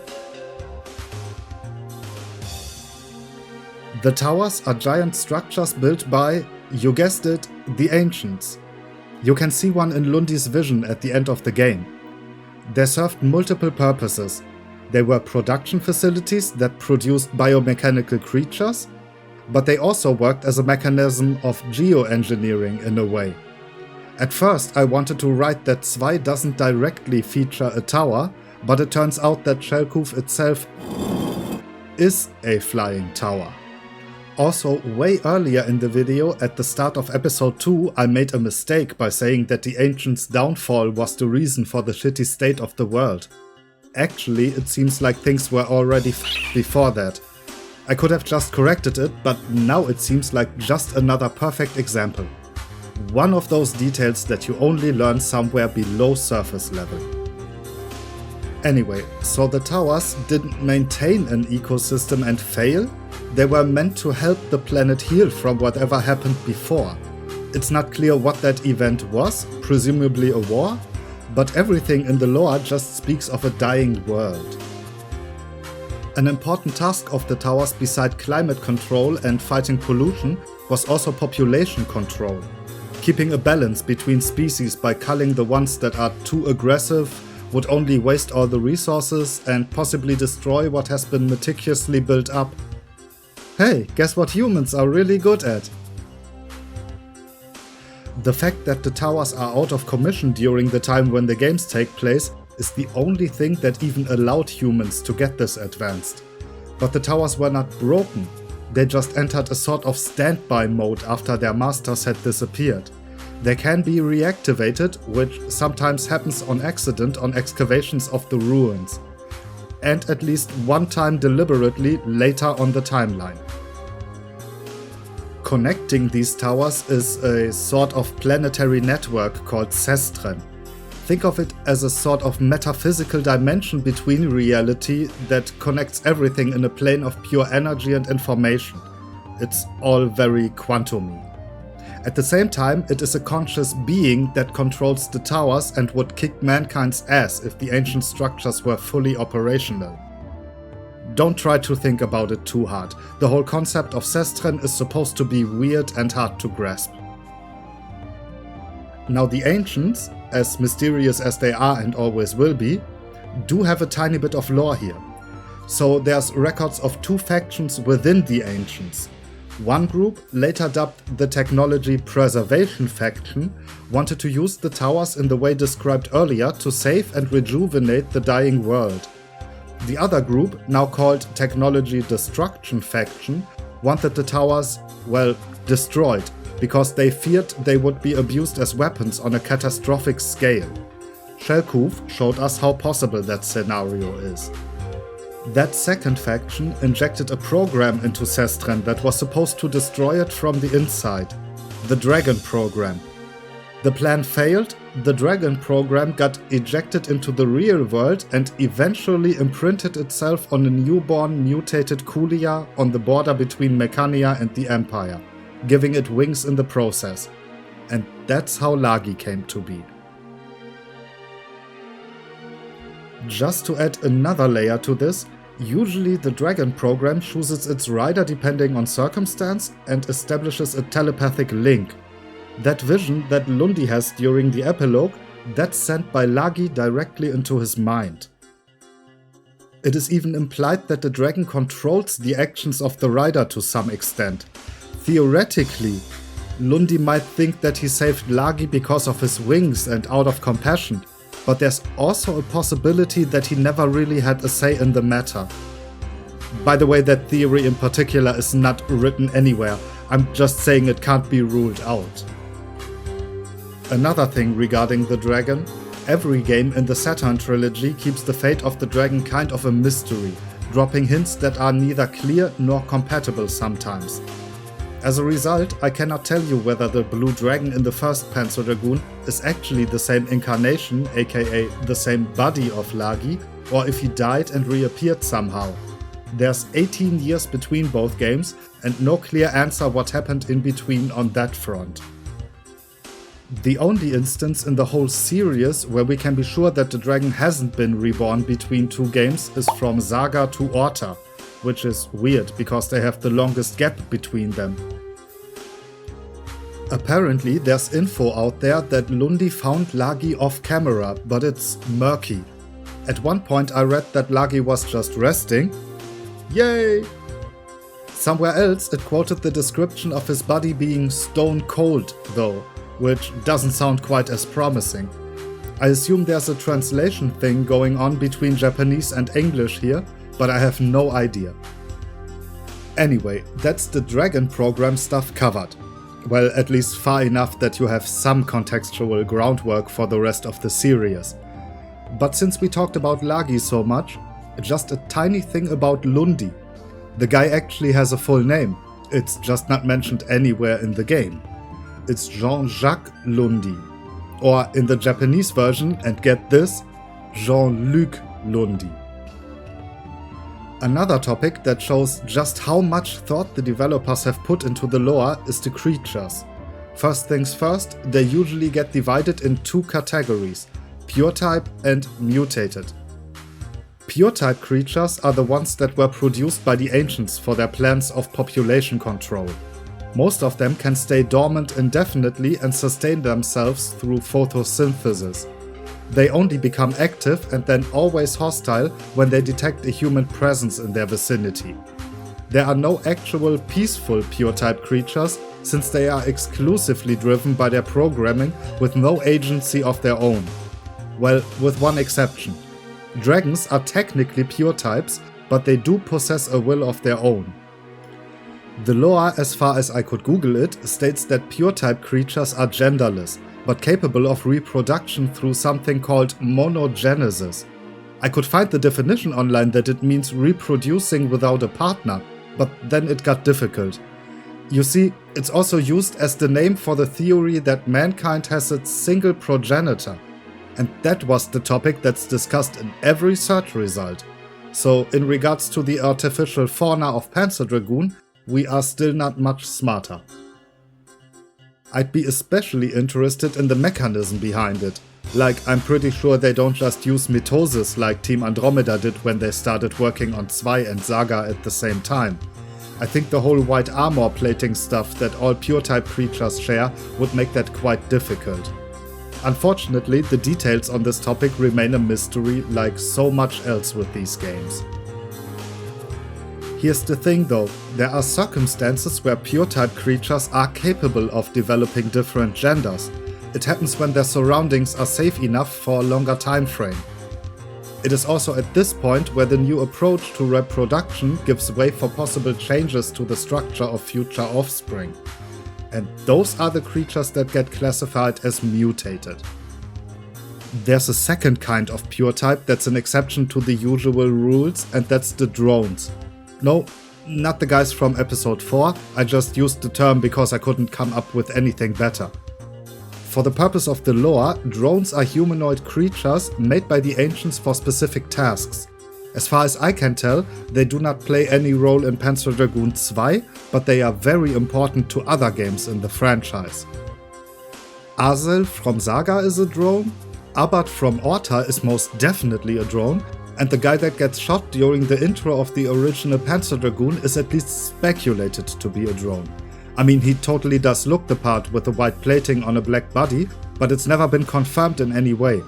Same goes for the dude riding the enemy dragon in that game.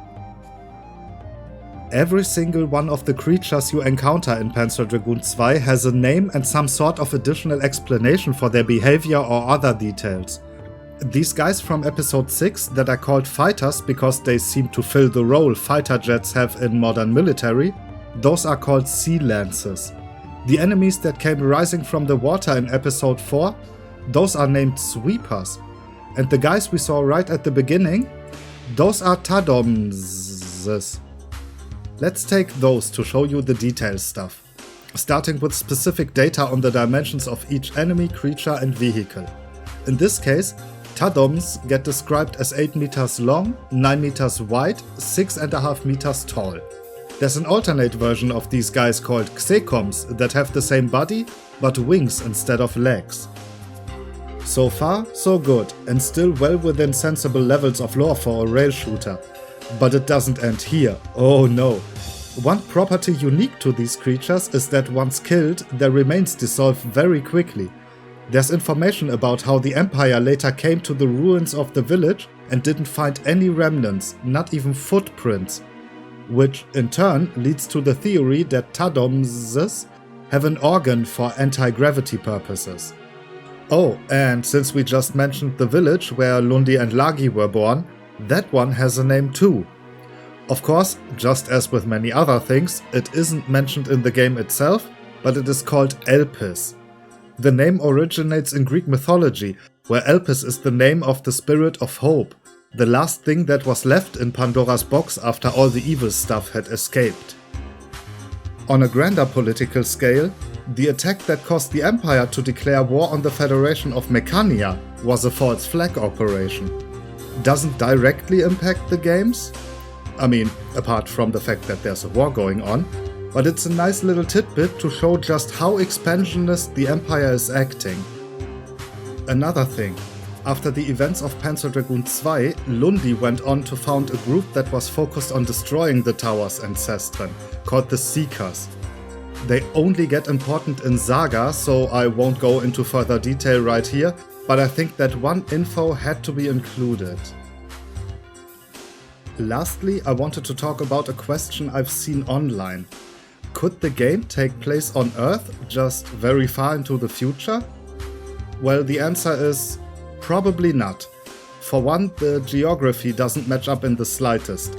And on top of that, the planet we are dealing with here has more than one moon. Unless, of course, the ancients built a giant moon-like space station at some point. Which isn't impossible, but there's no mention of that anywhere. So for now, I'm like 90% sure that it's a different world.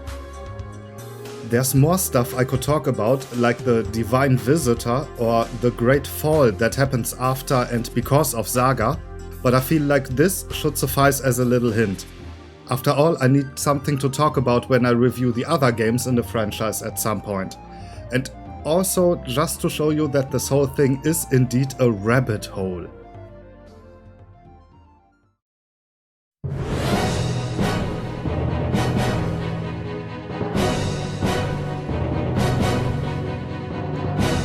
So what happened with the series after this entry? Well, Team Andromeda focused their efforts solely on Panzer Dragoon Saga, which saw its release close to the end of the Saturn's life cycle. That game was, just like the console, pretty successful in Japan, but the rest of the world only saw a very limited release. I remember reading back in the day that the only run of the US version was just 7,000 copies. For the European release, I've heard numbers ranging from 1,000 to 5,000, which should explain the prices online, at least to some extent. I mean, they're asking, what? A bit earlier than Saga, there was actually a Game Gear spin-off called Panzer Dragoon Mini in 1996. For hardware reasons, the scope of that one is obviously quite limited compared to its bigger brethren. With the end of the Saturn, Team Andromeda was dissolved and the developers started working for other divisions within Sega. Most of them joined a newly formed team called Smilebit, which especially fans of the original Xbox should be familiar with, as those guys were responsible for Panzer Dragoon Orta. Maybe the only game in the series that a sizable amount of people has played. In 2006, Sega released an updated version of the original Panzer Dragoon for the PlayStation 2 as part of their Sega Ages line. Unfortunately, this version only saw the light of day in Japan. And then it got silent for a long time regarding the franchise. Technically a different series, but we should also quickly talk about Crimson Dragon. Some of the original developers created a sort of spiritual successor that ended up being a launch title for Microsoft's Xbox One. Remember the Kinect? Yeah, at first it was supposed to be the only input option for this game, which then got changed to also include classic gamepad controls. Unfortunately, Crimson Dragon turned out to be severely lacking in comparison to its heritage and caught flack from critics and fans because of it. For completeness' sake, I should also mention the spin-off Crimson Dragon Side Story that was released exclusively on Windows smartphones in 2012. Now that's a platform with possibly an even smaller install base than the Saturn had. The drought for specifically Panzer Dragoon went until 2020, when a publisher called Forever Entertainment and a developer by the name of Megapixel Studio teamed up to release a remake of the original with heavily modernized graphics and other updates. It was not a runaway success or anything, but it helped to bring the name Panzer Dragoon back into public consciousness. At least a little bit. If you want to try it out, it's available on all current consoles as well as PC and goes on deep sales pretty often, so you can get it for less than the cost of a cup of coffee. A remake of Zwei was planned for 2021, but so far hasn't materialized. On one hand, that would indicate that the project might have been abandoned, but as I'm writing the script, the developers announced that they are still working on it. On top of that, somebody from Forever Entertainment stated on Discord that they have a playable build and will show it off once they are comfortable with their progress. Now you might think, how can a remake take that much time? Don't they have the source code and stuff? Valid question, and here's the answer. They don't. No, I'm not kidding. Japanese developers during the olden times had a habit of not keeping things like source codes or models or older builds, so everything has to be rebuilt from the ground up. There was also an announcement for something called Panzer Dragoon Voyage Record from 2020. It was supposed to be a VR game that's sort of a best-of, featuring the most important moments from the franchise. Unfortunately, the planned release window in 2021 came and went, and there's no further info so far. And that's where we are now. The future of the franchise is as ambiguous as the lore of the games, and I feel like anything could happen. Maybe the Zwei remake comes out, everyone loves it, and it paves the way for more remakes and maybe even sequels. Or maybe the memory of the franchise will slowly disappear just like the Ancients did. Of course, I'm huffing on that hopium for the former to happen, but only time will tell. In the meantime, the only thing I can do is vouch for the quality of this game. The gameplay loop, the presentation, the secrets, the lore, it all combines to something that you can't get anywhere else. Star Fox 64 is up there in gameplay and general quality, don't get me wrong, but it's obviously not as mysterious or alien as the world of Panzer Dragoon. This is just one of a kind. Same goes for the approach to replay value. Whether it's unlocking new stuff for Pandra's box, the dragon evolutions, the score or the rank at the end, there's ample reason to try and be a little bit better each run. Hell, some of my playthroughs I was like, okay, let's do a chill one and just have fun, only to be sweating from high blood pressure by episode 4. Furiously mashing the fire button with a thumb that's been hurting since the Imperial Carrier 2 episodes earlier. That's where Sega's arcade roots are showing, I think. That intrinsic satisfaction of slowly improving. And while 16-year-old Satan had a blast back then, going back now with some more knowledge about games and how they work felt even better. Nostalgia might have helped when I started again, but over the course of all my playthroughs I learned to appreciate details, ideas and mechanics I either hadn't noticed or forgot over the years. It's almost as if Panzer Dragoon Zwei has aged like fine wine. Then, while doing research, I had my mind blown once more. There's some things I might have misremembered and some I didn't even know to begin with. But unraveling the threads of the backstory that, in my defense, only really gets the spotlight in the next 2 games was its own kind of rewarding. And even then, I feel like that's only a bare outline of things and many details still elude my grasp. And that's what I find so immensely fascinating about Panzer Dragoon Zwei. Not only does the gameplay hold up very well, but even after quite a lot of Google Fu, even with a few basic answers, the world still remains mysterious. Should you play it? Damn right you should. If the planned remake was out already and in a good state, I'd probably suggest you buy that, unless you tend to get weird itchy rashes whenever someone mentions rail shooters. But until then, and since there's no other way to acquire it except used for prices that are only worthwhile for collectors, I'd say just emulate it. It's such a unique experience, and somewhere between all its elements happen things that make it more than the sum of its parts. And for all the things that the Panzer Dragoon series in general, and Zwei in particular, bring to the table, they are criminally under-remembered.